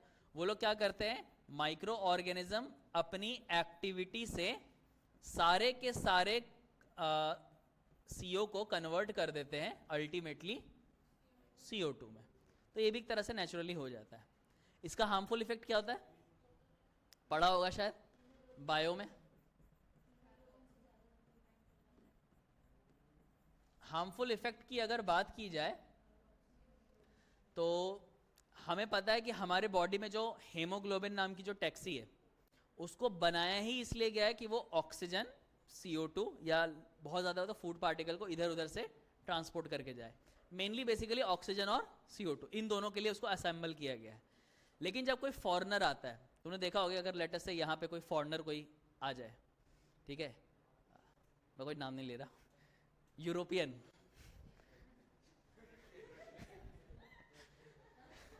ठीक है, तो तुम देख सकते हो अगर कोई एक इंडियन आदमी ऑटो को हाथ देगा और एक यूरोपियन आदमी, यूरोप में काफी कंट्रीज होती है, अपने हिसाब से देख लेना तुम लोग, ठीक है, तो तुम देख सकते हो कि वो इंडियन आदमी हाथ देता रह जाएगा, लेकिन वो जो यूरोपियन इंसान है उसके पास काफी सारे ऑटो वाले भीड़ लगा के आ जाएंगे, बोले सर सर सर या मैम मैम मैम, इस तरह से।